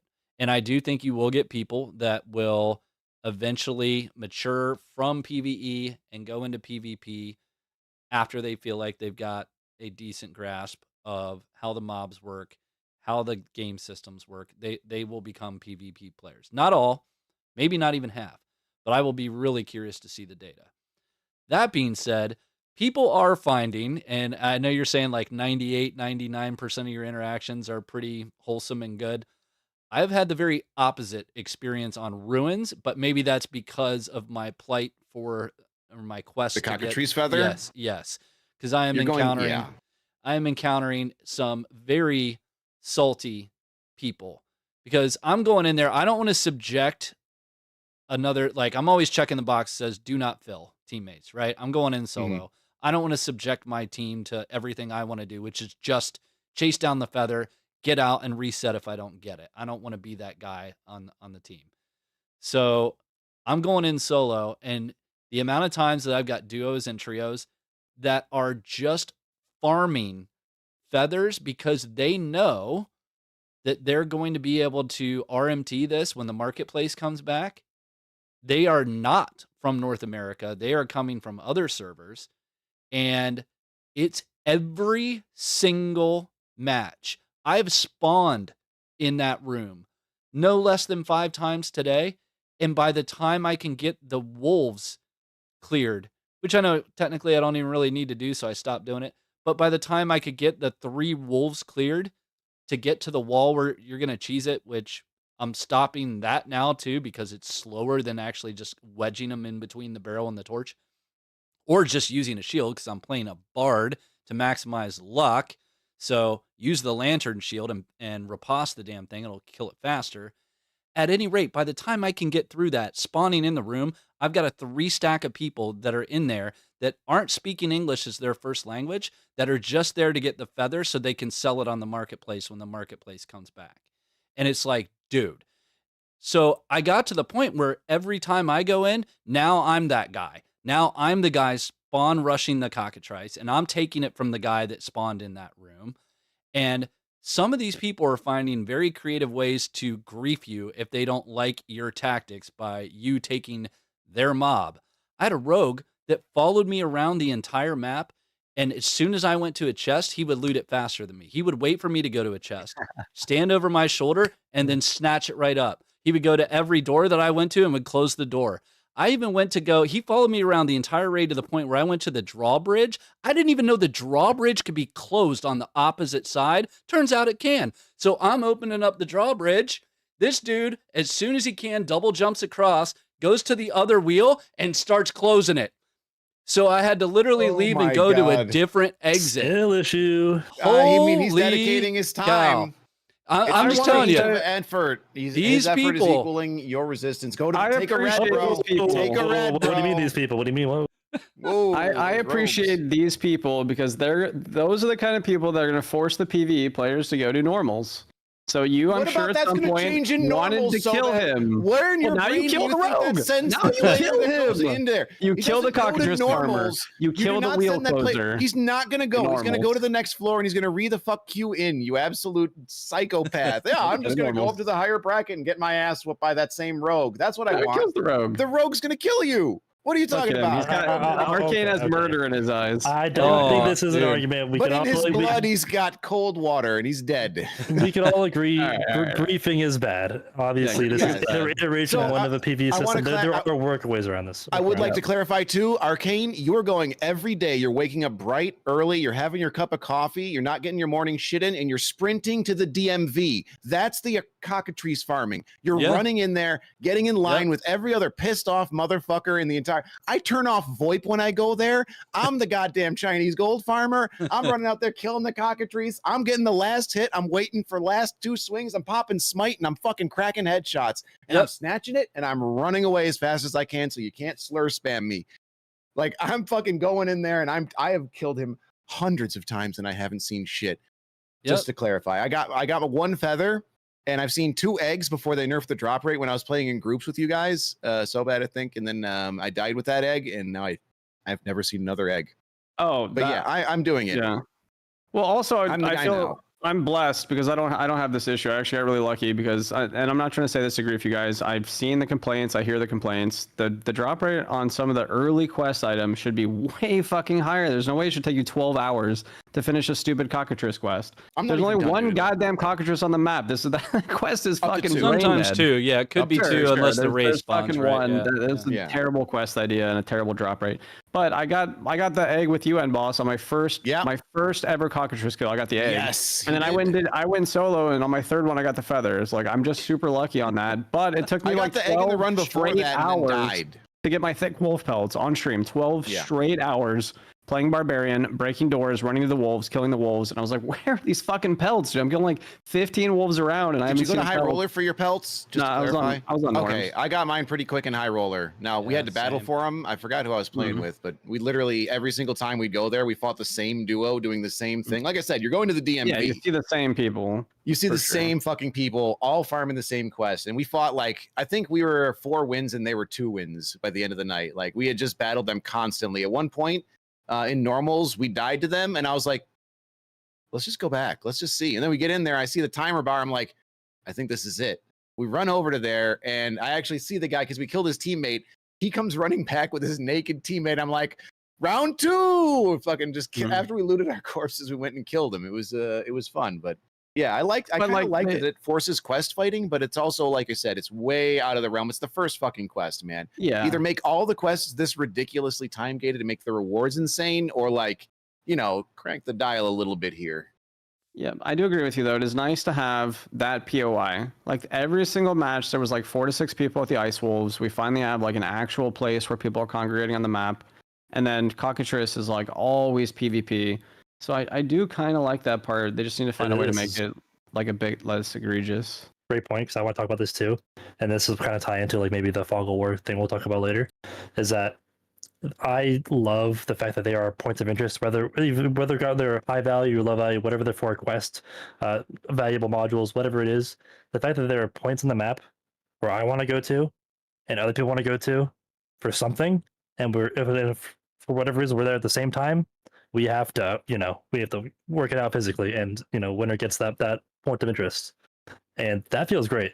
That feels like we've kind of had those in the past. We obviously the boss room, but besides that, it would just be kind of running. The point of interest would be like places where players are. So you'd be going to these points of interest because they're self-made, because that's where everyone thinks they are, because that's what the players are. It's weird. It's very weird. But the fact that now that we have actual reasons to go to these places and target farm things, it feels very good.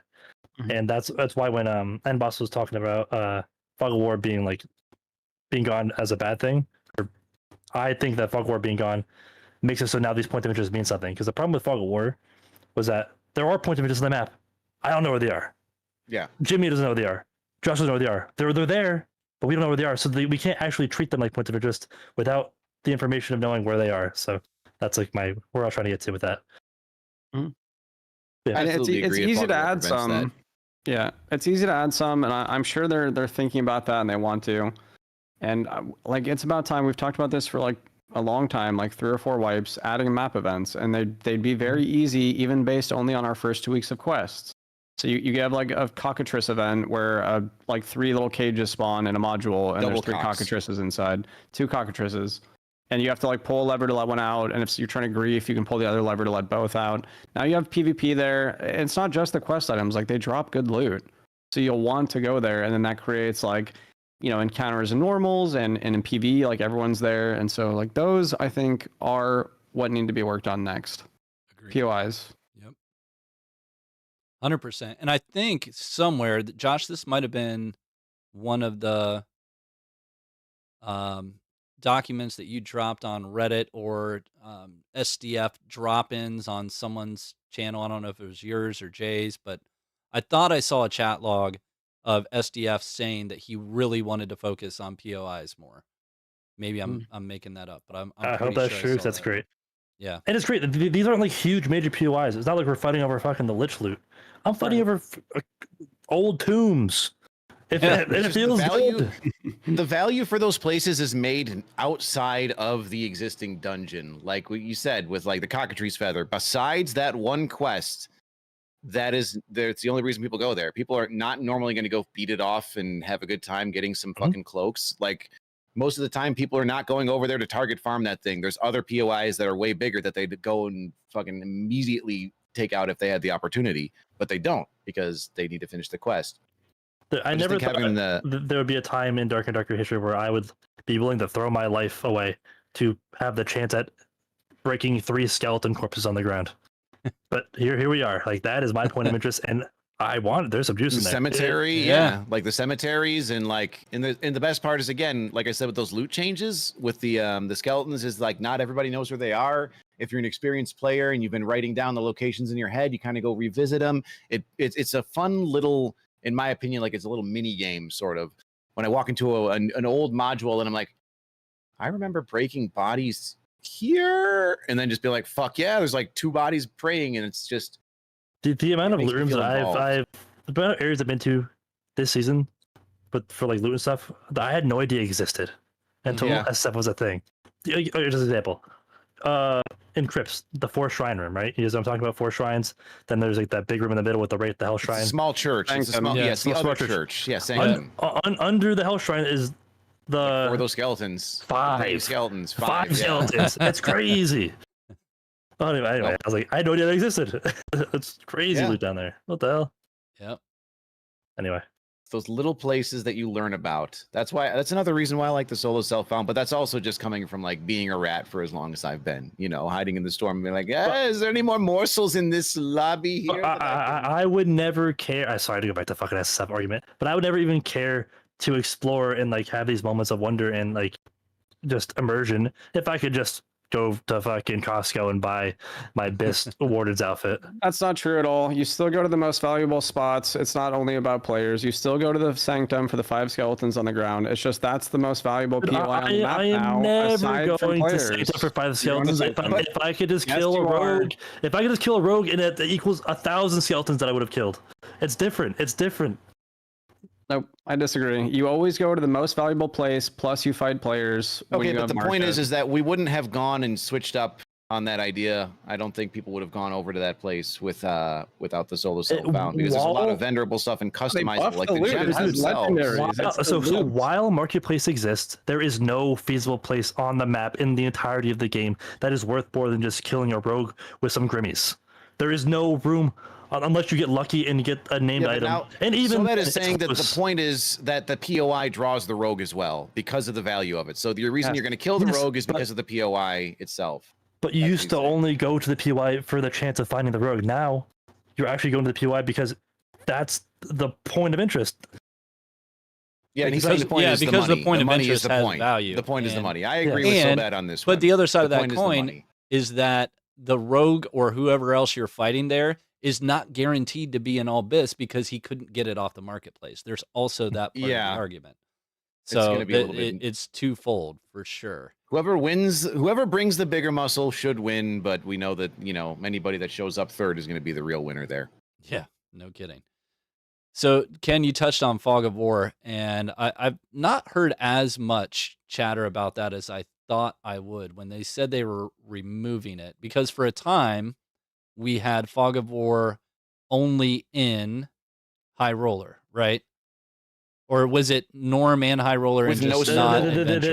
It was- They swapped it back and forth. So Yeah, so first it was like both, and then I remember they took it out in normals, and then it was only in normals and high roller. Then they added it to high roller, and then there was no circle in high roller, which was weird. And then they added the circle and the fog, which I thought was really cool. And then they took away the fog, and now we just have circle. Yep. So Ken is a And it- proponent of not having Fog of War across all game modes, it sounds like. I don't know that I have a strong stance either way. What's your take on it, Mboss? I think both. Like when he talks about it from his perspective, I agree with him. Like he's like, oh yeah, it puts people back into the map of POI, and like, oh, it puts people into direct locations where they're all going to battle over the really good loot. But like, I feel like I want to explore the dungeon. I want to go from module to module. I want to find the loot individually. I want to find it even in the dungeon module that I spawned in. Or if I wanted to go find it for a quest, I have to start looking. Don't clear the module that I'm in. Immediately start looking for the fucking thing that I need. I like exploring. That's just like, I like the discovery aspect. I like turning over every damn skeleton and looting every chest for the chance at what it could be inside of it. So I get more on the idea of my joy comes from that sort of not knowing. And then like knowing that I'm going to open the map, find a point, sprint towards it, and get into a battle is a whole other feeling of joy. But it's a different subset of that feeling. Like I still get the same, I still get joy from it, but it's a different reason. Yeah. So I enjoy not having Fog of War. but I enjoyed having it more. And also, it just so happened the first game that it got removed, I had a fucking stream sniper, so I'm trying to ignore the bias on that one. Like literally the very first fucking game, man. I am in the corner of the swarm and nowhere lands, and just Tuo comes running at me. And then comes the chat and says GG's, by the way. As someone who streamed lots of Fog of War, the Fog of War is not stopping the snipers. They find a way no matter what. Well, to be fair, if I was sniping, yeah, I would have been like, I mean, it's definitely something, or if you don't have a map cover, you're fucked. But like right now, if I see the module that you're in, I can tell you, I can open the map and tell you where you are on the fucking map. You don't have to open a map. If I see the corner of the module and we have the same map, I'll tell you where you are. I'll even fucking draw a diagram of your fucking spawn. But it's just it's a convenience thing, you know. It's not like I'm upset about it for everybody else. It was a shitty situation for me. That was all. But Fog of War itself has 2 applications and 2 uses, and I think it benefits both arguments. But if we have more POIs, I would love to see it. I'd love to see no Fog of War with tons of POIs and places to go and fight people, or just go around and rat the corners for loot. Something to draw players around the map is good. That's what we know, is it gets people in the dungeon. Yeah. So bad, what's your take? Fog of War good, Fog of War bad? I like both, so I'm fine with whatever is better for the game, and I couldn't tell you which it is. I think Fog of War draws people to the POIs to fight, but I think Fog of War makes it more of an adventure, where you're just cruising around and whatever you find is like what you're gonna do, because you don't know what else there is. Like there might not be a pile on the map, so you might as well just clear. Whereas now I'm like, if there's no pile, I'm probably just gonna take a blue. Yep. Or whatever the other POI is. So I think they're both good. I don't know which is better. And I think Swarm is fine, because it's like a minor annoyance, and most people aren't gonna go outside Swarm. But if you want to play outside Swarm, you can. You can play for the safety, but you pay for the safety. It is exactly what I tell people. It's a potion tax. Bring your potions and then bring swarm potions. It's like a multiplier. I bring 20% more potions because I expect to end up at some point, I'm going to use Stormplay to my advantage in a scenario. I'm not saying that like I'm going to rat the swarm, but if I have to dip through 2 modules to get a better flank because I can hear 3 people on the other side, I'm going to fucking do it. And you know what? I'll hit that golden chest along the way. I'll check the skeleton spawns. But I'll make that rotation, and I expect to pay the tax. Yep. And I think most gankers will not go deep into the fog in case there's players. I think most gankers have realized that the fog is pretty much useless to go into. So it's kind of like the swarm. It's kind of a safe spot, and I like what he said. You have the swarm tax, so like they can play there. Druids can play there. Clerics can play there. Like warlocks can play there. Well, druids can play there. It's limited with their form. It's a cool spot. Nice.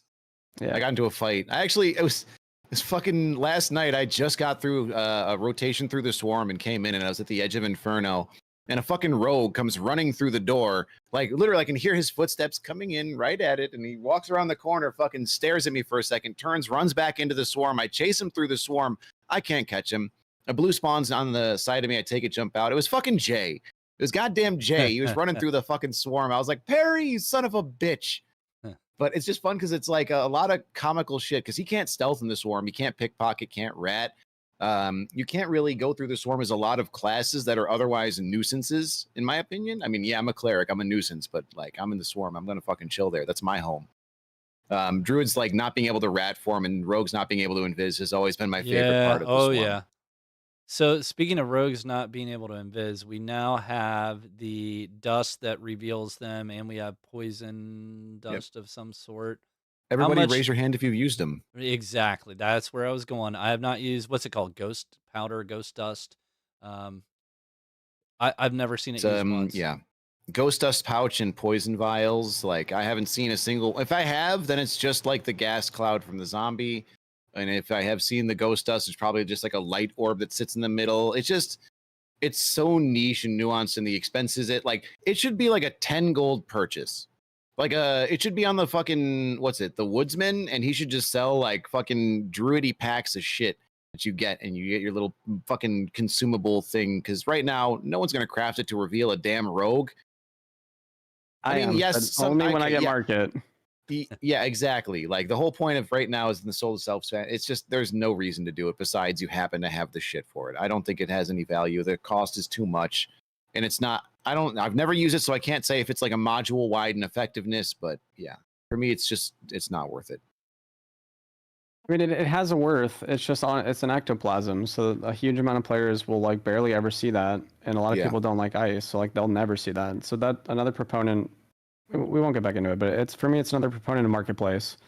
I want have players like to use 50 it. poison vials. I'm just saving them for when I boss, because bringing that into the 225 plus, it has a gear score. Both those items have gear score, so you will only really ever see them in 225 plus. So it's just another way to protect your set, like Troll's Blood is, or higher tiers of potions.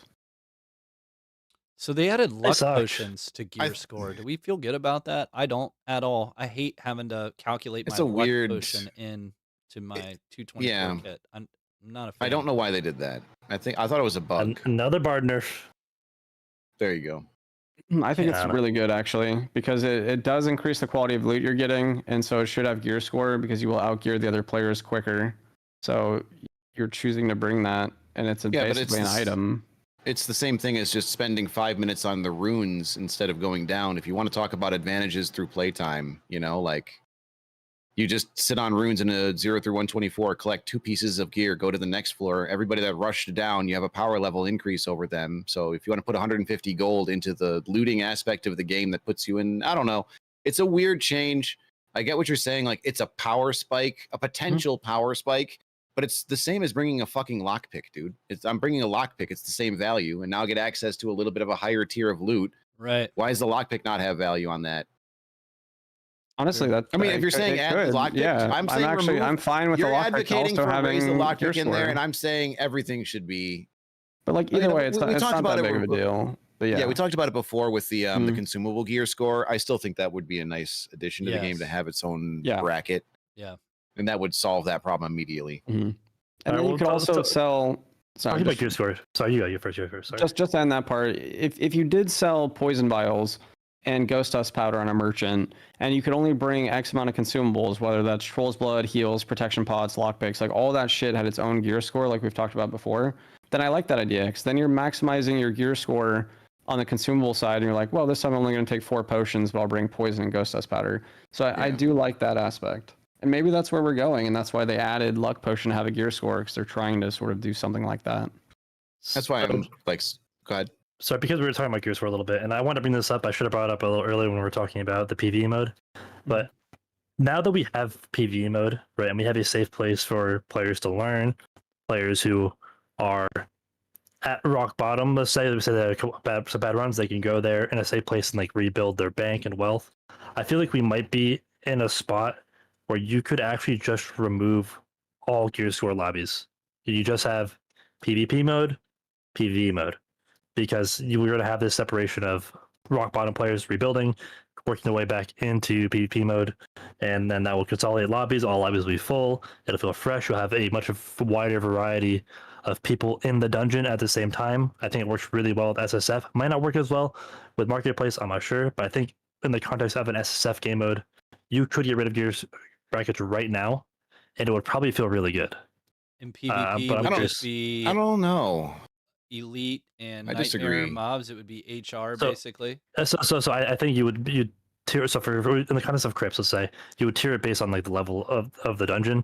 Like ruins would be like normal level difficulty, mobs with normal level loot. Crypts would be improved loot. It wouldn't be as much as Nightmare and HR, but it'd be a little bit more. Then Inferno would be like full HR benefits and full Nightmare benefits. But you're tiering it more so based on how deep you are in the dungeon, more so than just the lobby you selected before you went in. So for Goblin and Ice, Goblin, you just kind of randomize it because it's only got one floor. For Ice, you make it so that the caves Tiered, are a yeah. little bit more than the Abyss. Okay, I could see Well, that. 'cause I bring this up because I've been playing a lot of SSF now, right? And part of the appeal of SSF is just the wide variety of types of players and types of gear in the game. Like there are lots of low end players, naked players, geared players, intermediate, everything in between, and that just it feels really good. And we lose that with Gears for brackets, I think. And I feel like even if we had Marketplace, just removing Gears for brackets, you would get that feeling back. But it only works now because we have PvE lobbies. Now we have a place where people can rebuild if they are struggling. Well, So you can that was extend always the your. problem before. I think you can extend your point to your suggestion too. If you have all PvP blended with normal, elite, and nightmare mobs, then you get more variety. Then you're more surprised, like, oh shit, that's a nightmare.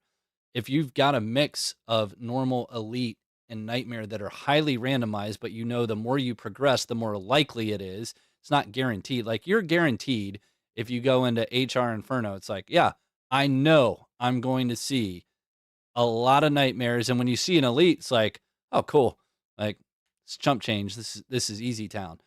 Like, what if every time you went to a raid, you could see any variant of mob at any place at any time?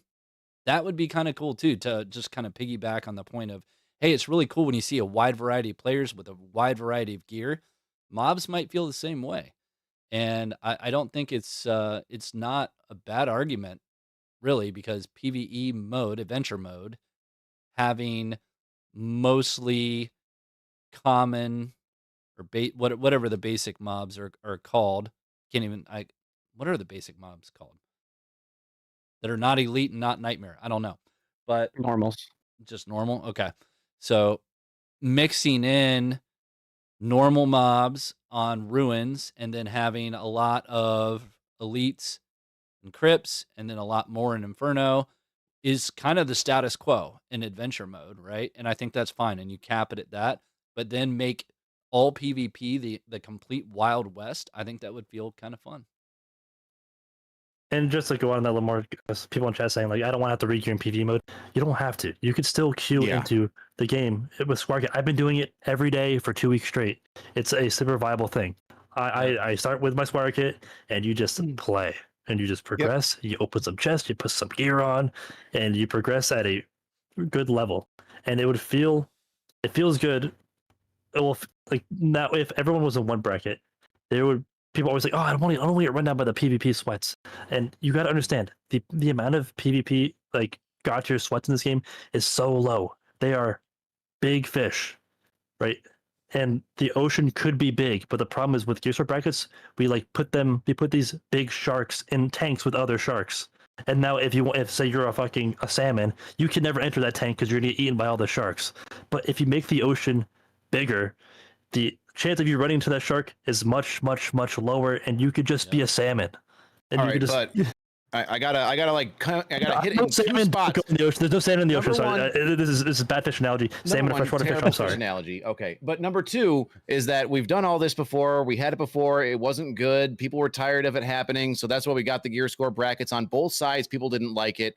I have to disagree on every aspect just to create the idea of the investment risk versus the reward. I think the gear score brackets are on both a win on the side of yes, you can start with nothing, and I think that's okay. But I do think there needs to be a cap, because a cap doesn't just include the idea of limiting the gear score and stopping the amount of stomping. It's putting you in a position to where your power level of a build is to a certain degree in a certain game mode, and the certain game mode's rewards are equal to the power level of investment. So if I'm going into an under 124 and I'm going to get up to legendary grade, I'm going to go into high roller up to 224 and I'm going to get up to uniques. And then I'm going to go into 225 plus to get the artifact. I want the juice to match the reward. I want to be able to collect that reward. Plus, when we were doing the way it was back in the day with no gear score brackets, we ended up with a bunch of the fucking streamers literally making a Discord to queue into each other so that they could fight players that had gear and also fight players that weren't little shitty Timmies and little stomping grounds. So it ended up to where the community dictated by itself that they would rather have a gear score bracket where the big fish and the whales are fighting against the big fish and the whales, and little Timmies can opt in with a couple of pieces of gear in their bracket to go in and just fight against the odds.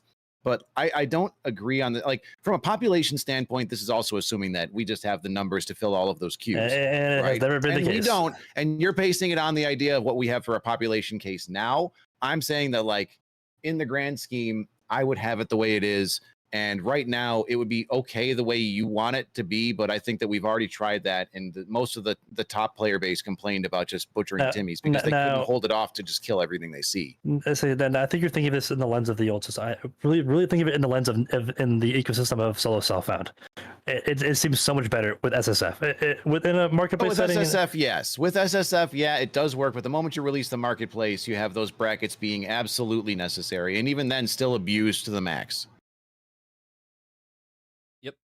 So I see it from where you're talking about the idea of opening those queues for the solo self-found, because then those solo self-found, they might stumble upon a dirty fucking a so bad Rat Strange who has slain 3 men, bodies all around him, but he is weak. He's wounded, and they can smell the blood in the water, and they band together and they take down the giant mammoth and they carve up his meat and they get all his goodies out. And Solo Self-Found feels good when you get those moments and you just stumble upon some shit and you're way out of your gear score or your bracket and you're just absolutely feasting. Yeah, I like those moments. Actually, we were talking about before earlier. Me and some Majora's, I'm not sure. I think it was Majora. We were playing. We were hitting the maze pile.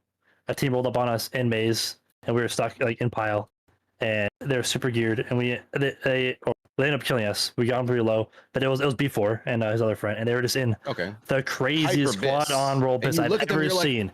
I'm like, these guys spent real money on this. I can't confirm that. I don't know, but I don't know how you're getting all these items. That's crazy. And they killed us, whatever.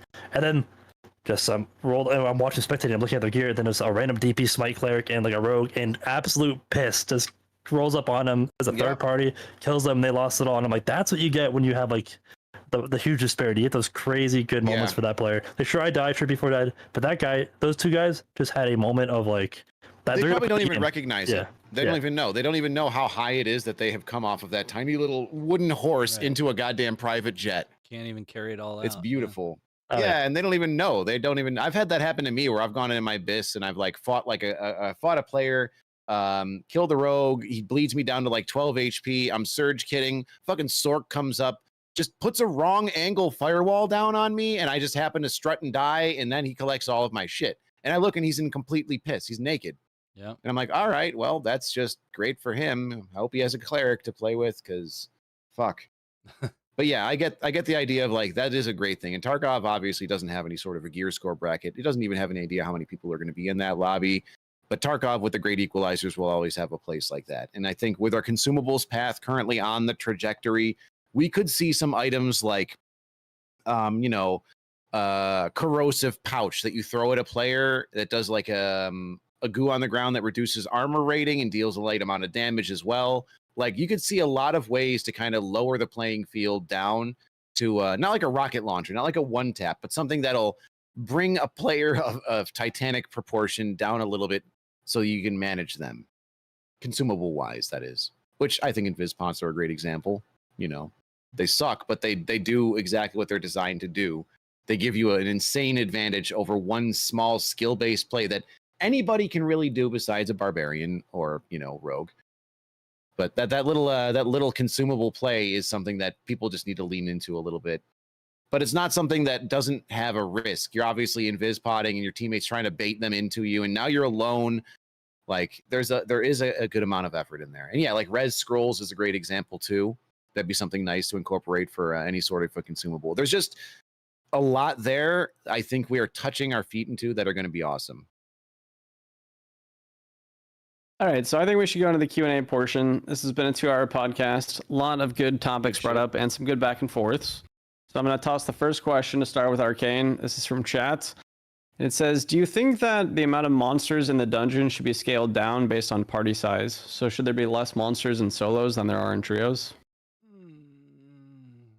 Maybe. Yeah, slightly, but I wouldn't want to see a massive overhaul. Maybe some slight nerfs. I think they've already taken steps in the right direction. Certainly in Ice Caves, the mob density there feels better than it did in previous wipes, for sure. As a solo, there are still rooms that are absolute hell, but I don't want the game to be that easy that even in HR, you can just run from room to room. If you're a rogue or you're a bard, you can just skip rooms pretty easily, even in HR. I wouldn't want it to be that way for everyone all the time. I don't like that it is that way for bard. I don't know how you fix it for bard, especially with Unchained. Like, they're going to be able to just skip rooms however they want. Rogues, they have taken some steps to make it so that you can't double jump everything all the time, but there's still a lot that they can do. And I think there is an argument to say, yeah, they should be able to do that. Like, that's their thing. Rogues are supposed to be acrobatic and agile. So there's an argument there, and they should be really good at getting through doors. So that's an advantage to those classes. I think giving that to everyone by reducing the mob density for solos would make things even more of a rush sweat fest than they already are. But some slight tweaks, I wouldn't be opposed to that. Guy in chat had a great point. He said no, because there's 3 times the loot if you're solo. So like, unless you're actually adjusting the amount of loot you're getting from these rooms, like you're making rooms easier for solo players, but the loot is still of a trio, quantity. Yeah, you got to reduce the chest density too. Yeah. Right. And then, but then once you do that, people would be like, no, actually give us the mobs back. We like our fucking pixels. Right. I'll say this is a nice way. A lot of it is skill. A lot of mobs you can walk right the fuck past without aggroing, and most people are just like, they kind of ape through and they're like, oh, I spawned a skeleton, I'm gonna step backwards. Oh, I spawned another skeleton, now I've got 2 mobs. I'm gonna break down the secret. You can skip probably 80% of most modules. All right. And like, for example, the ice caves, the pyramid is fucking atrocious. You can skip everything but 1 monster in that cave. You never have to pull a single thing. People pull the whole room, they walk along. If you just scale the sides, you have to actually be physically shoulder touching the wall. You can bypass every single creature in the room. There are many rooms that you can skip monsters in that people just don't realize they could do it. So, and like you said, 3 times the loot. For the solo player, for me, I don't want you to crank down those numbers. I'll deal with them at the pace I'm supposed to. You pull them 1 at a time. You don't panic and rush through a room. You're going to be fine. Pretty much. I agree. Yeah. That's it. What else we Keep got? the same. Yeah. Somebody asked earlier. The problem, we haven't talked about it yet. The problem with just get rid of solos. You know, I know I'm not gonna get solos, bro. Come on, man. We always talk about it. The problem with just solos. I'm sorry. All I'm sorry. right. Anyway, next question. Right, I don't know. Normally I would agree, but now STF said that they're considering balancing more around solos. So just get rid of duos. I didn't hear that. That sucks, Sure. actually. That's in the patch notes. Pick one. Don't care. Just pick one. Get rid of duos. That thing's garbage. It's now solos and trios. There's way more players everywhere else. Somebody asked about like a PvE variant of like a high roller, maybe with the same loot, but like something to experience the difficulty and mob increases and the actual boss difficulty. Yeah, but don't let the gear. I think letting the keep gear the same be gear, but the difficulty, right. Like keep everything at purple. I think it's kind of a mistake to let the gear be transferable in the first place. I mean, I agree. get the arguments for. I do understand the arguments for, and they mainly, at least from what I've seen, revolve around the idea that you want to promote people to go from PvE to PvP, and their accumulation of green to epic gear there is going to help facilitate that. I don't know that that's entirely true. I think the arguments against allowing people to take their PvE gear into PvP are stronger overall, especially if we start thinking about RMT related stuff. Like that's its own issue for sure. But yeah, getting rid of duos, man, that sounds harsh, but yeah, there's too many queues. There's way too many queues, dude. And I think this why we started with less players than usual, or like, maybe like a lot of new players from PvE. But for sure, as we get further into the wipe, there are way too many fucking queues still, and it's going to start to empty out after SSF is gone and drops are gone. Yeah, it's going to start to fall off. This is why I always bring up these things. I always talk about either getting rid of gear sort brackets, getting rid of solos, getting rid of map. Like I said I am a advocate of just. You gotta cut something. It's like the fucking U.S. budget. You have fucking healthcare, Social Security, the military. You gotta cut something. It's gonna be bad, but you have to make a decision and just fucking cut something because anything but military. Sure, whatever. Any of them. Goodbye healthcare. Sure, fuck, let them die. No, they just gotta cut something. Yeah, you can die, but we gotta keep killing. Yeah, I think you gotta bring map rotation back, but don't make it 1 map. Make it 2. Like 2 maps are active at any given time, and then you rotate. So you're going to have 1 map at any given time that you can't play. Because the second the water map comes into the mix, you can't sustain every new map with the amount of queues that we have. You just can't. So what if? Here we go. Go for it. I'm going to intersect. What if the water map was weekend timed like the arena? I've always said, if you want to add more maps, you said you could have event-based maps that are time-based and like low quantity. Like Ice Cave should be that. Like Ice Cave's not a popular map. I know people like it. I'm sorry if you like it. I'm sorry, Katie. I love you, Katie. But like, let's face the facts. Ice Cave's I like it not too. Who are you? You're not Katie. Well, anyway, I'm not gonna die to Katie. Ice Cave is like a very unpopular map. Okay, and it shouldn't be in the rotation. It shouldn't be in the fucking pool. Get rid of it. You're cutting the queues down by a lot. Okay, that's one thing you could do, and then you could use that map for once a month, once every few weeks. Oh, dude, the ice dragon's here. Go slay it. All of a sudden, when that map is in rotation for that small period of time, it's gonna have a much higher popularity. It's a POI. It's an event map. It's right. I don't know. This is what you can do with these kind of maps. Let's do it with like assuming, all right, on that sort of a vein. For this weekend, Lich and Warlord have a chance to spawn without a summoning item. Wow. Woj. Now everybody's queuing HR and everybody's going to the bosses. That's crazy. Yeah. Like, could be 50-50 coin flip. Who knows? But that's like a really cool event because now it's like, well, fuck, I'm so tired of bringing in my shit. And now I want to go there. And it's PvP and it's bossing. And it's like everything is solved with these little map events and changes. And I think you drive players to a certain queue. You absolutely fucking bend over and maim the other queues if you don't give them something similar, or you just consolidate. So it's like if you give them one map event, obviously you focus everything on there. And now you've got the same problem. You've got dead queues in the other side. Someone's going to queue in. And I mean, if it's not a big deal, then they can go and rat their stuff for free. Who cares? But yeah, it's all going to end up in one way. You're just like changing your value of where you're dumping your player base. Right. Yeah, something's got to give at some point. Either it's a rotation, and you could have it where each week there's a featured map, and that one's always on. You can make an argument that the Forgotten Castle is the original game. Crypts was the original map. It's the only 3-tier map. So for week 1 of every wipe, we know that the featured map for the first week or first 2 weeks, don't care what the interval is, that one is always on. And then you rotate the other maps, and then you have at every hour, the other map is available. But Castle is going to be on for that week. Then you go to the next week, and there's a new featured map, and then you rotate the other 2 every hour. There's countless options that they could take, or countless approaches they could take. But what we do know is that once they introduce a water map with the current amount of queues, that is not going to be good. It is not sustainable. We got to figure out something. You can even just do this. You can make it so you always have 2 maps in the pool. Crypts is always constant. Crypts will always be there. 3-layer Crypts will be the fight. It's our rock. It's a tried and true. We will always have Crypts. But the other one could rotate on a weekly basis. It could be Goblin Caves one week. It could be Ice Caves next week. It could be the water map next week. It could be. You could plan your quests accordingly. You could release your quests along with the maps. Imagine that. Ooh, whoa. Yeah, but if you failed to get one done, then you wait a week. And you're like 3 weeks behind because you missed the rotation on your one quest. Yeah. And didn't get a Goblin ear.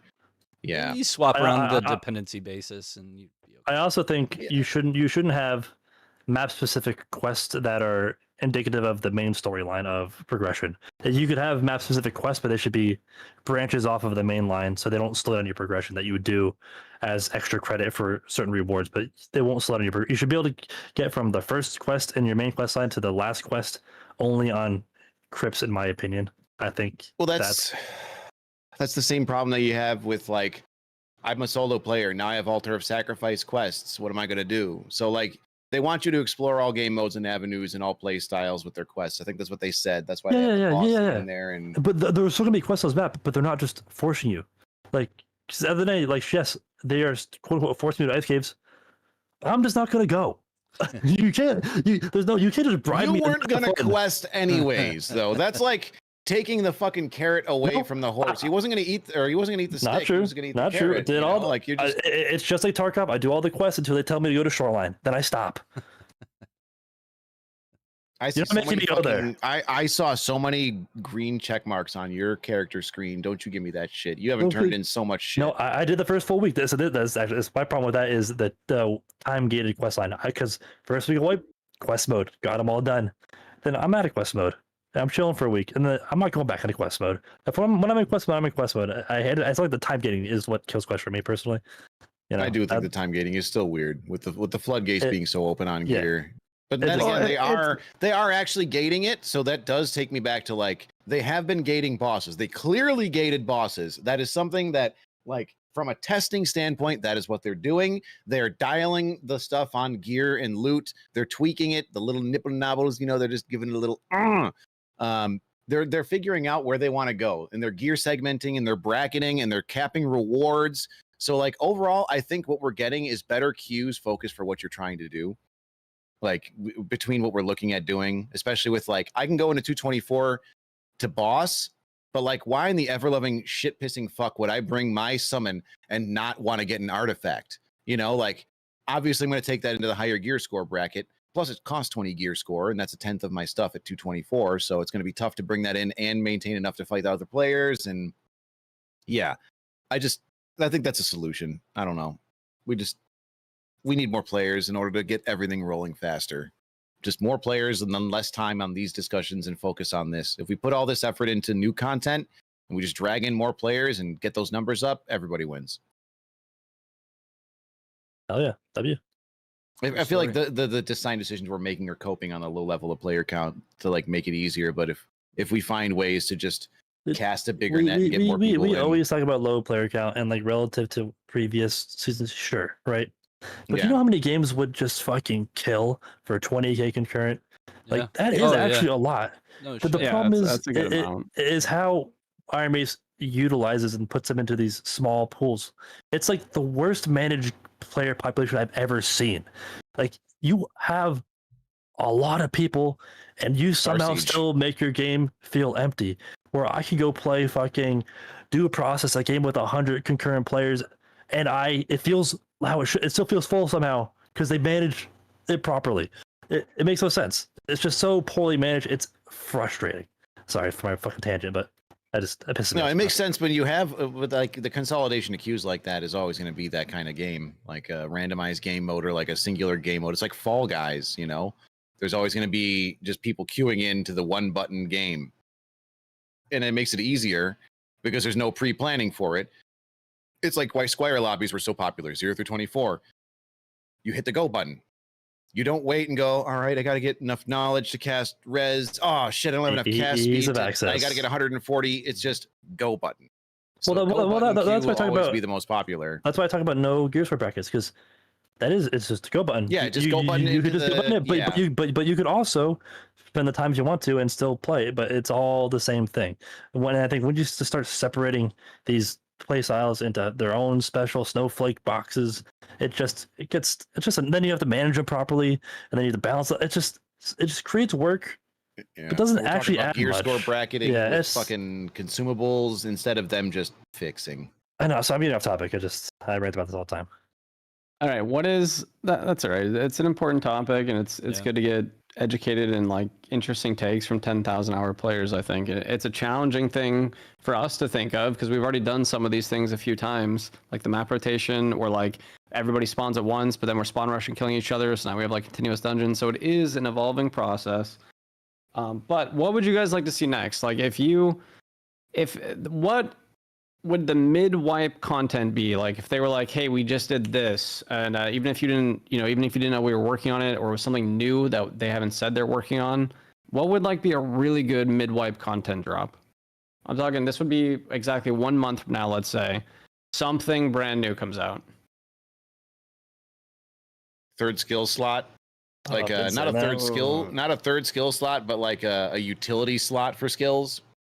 Then you have like your choice of like either bonus damage to undead, or maybe like, bonus luck, or bonus damage to kobolds, or bonus boss damage, something.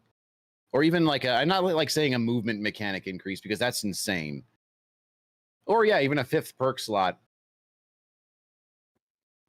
Well, in the context of SSF, give me a backpack, bro. Let me sacrifice my cape stats. Let me make my character weaker so I could carry some more juicy loot out of the dungeon. In SSF. I mean, yeah, that sounds great for SSF. I'm not sure if, Marketplace doesn't really matter. I mean, Expressman will make that, he makes it minimal with. So once he's gone, I could see that being better. But like, I want the backpack too. I want to be able to carry more items out.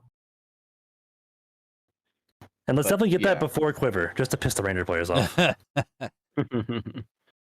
If I could snap my fingers, I know we're not going to get it, but if I could snap my fingers and have anything Midwipe, it would be the training system.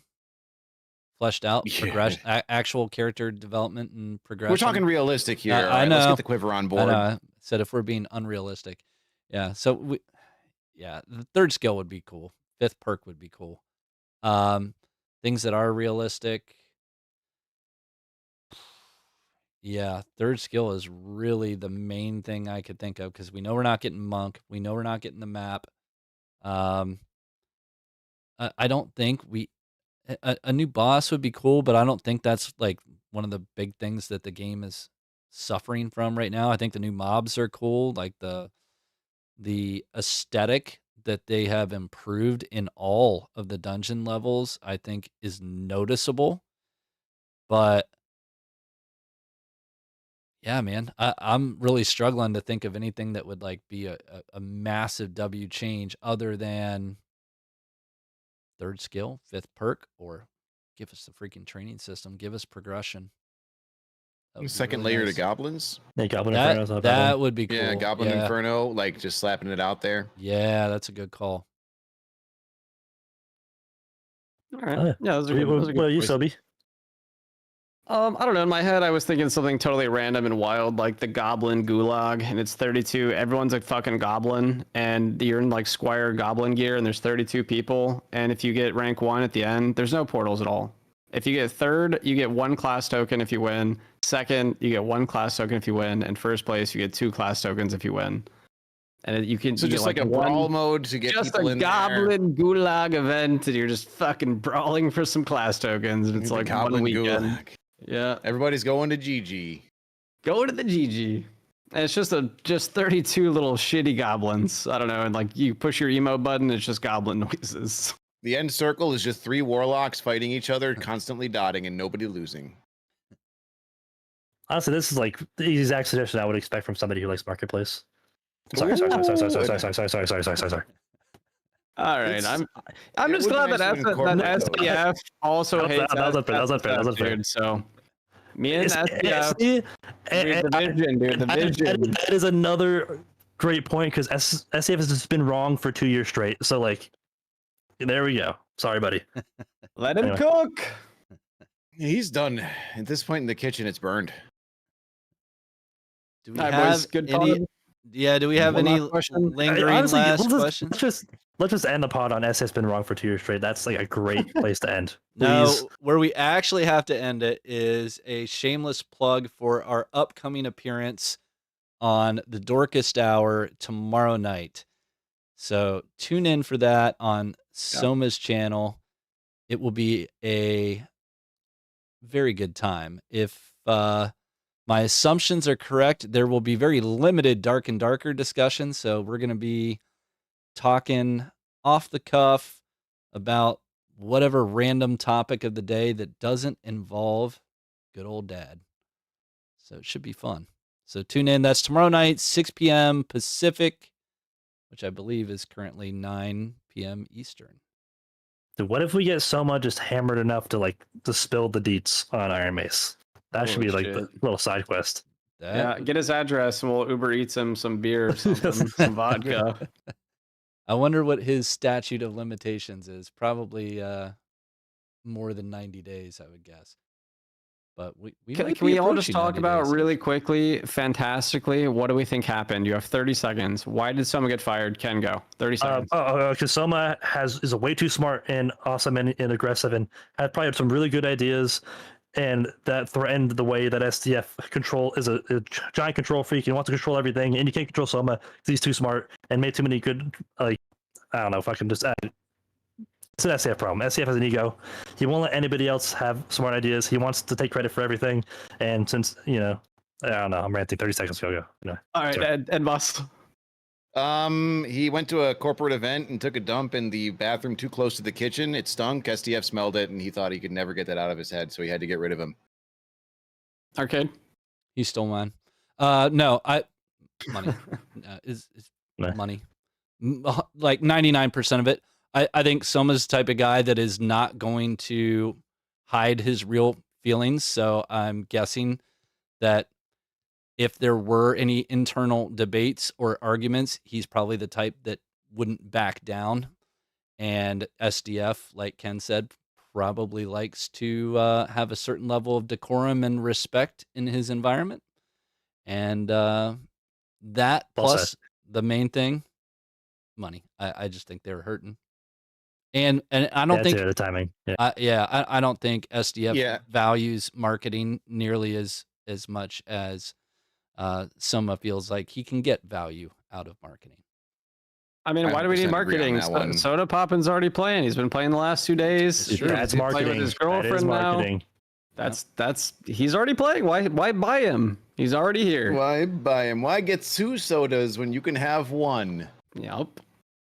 No, All I boys. agree that great that's pretty good. podcast. Well Gents, done. Another one in the Yep. can. I will see you boys tomorrow night. Everyone in all chats, especially in bosses, thank you for tuning in. It's been another good one. Love you. Hold the line. GG's. Thanks all. Until next time. All right. Yes. I'll see you guys when the market opens. Later. GG.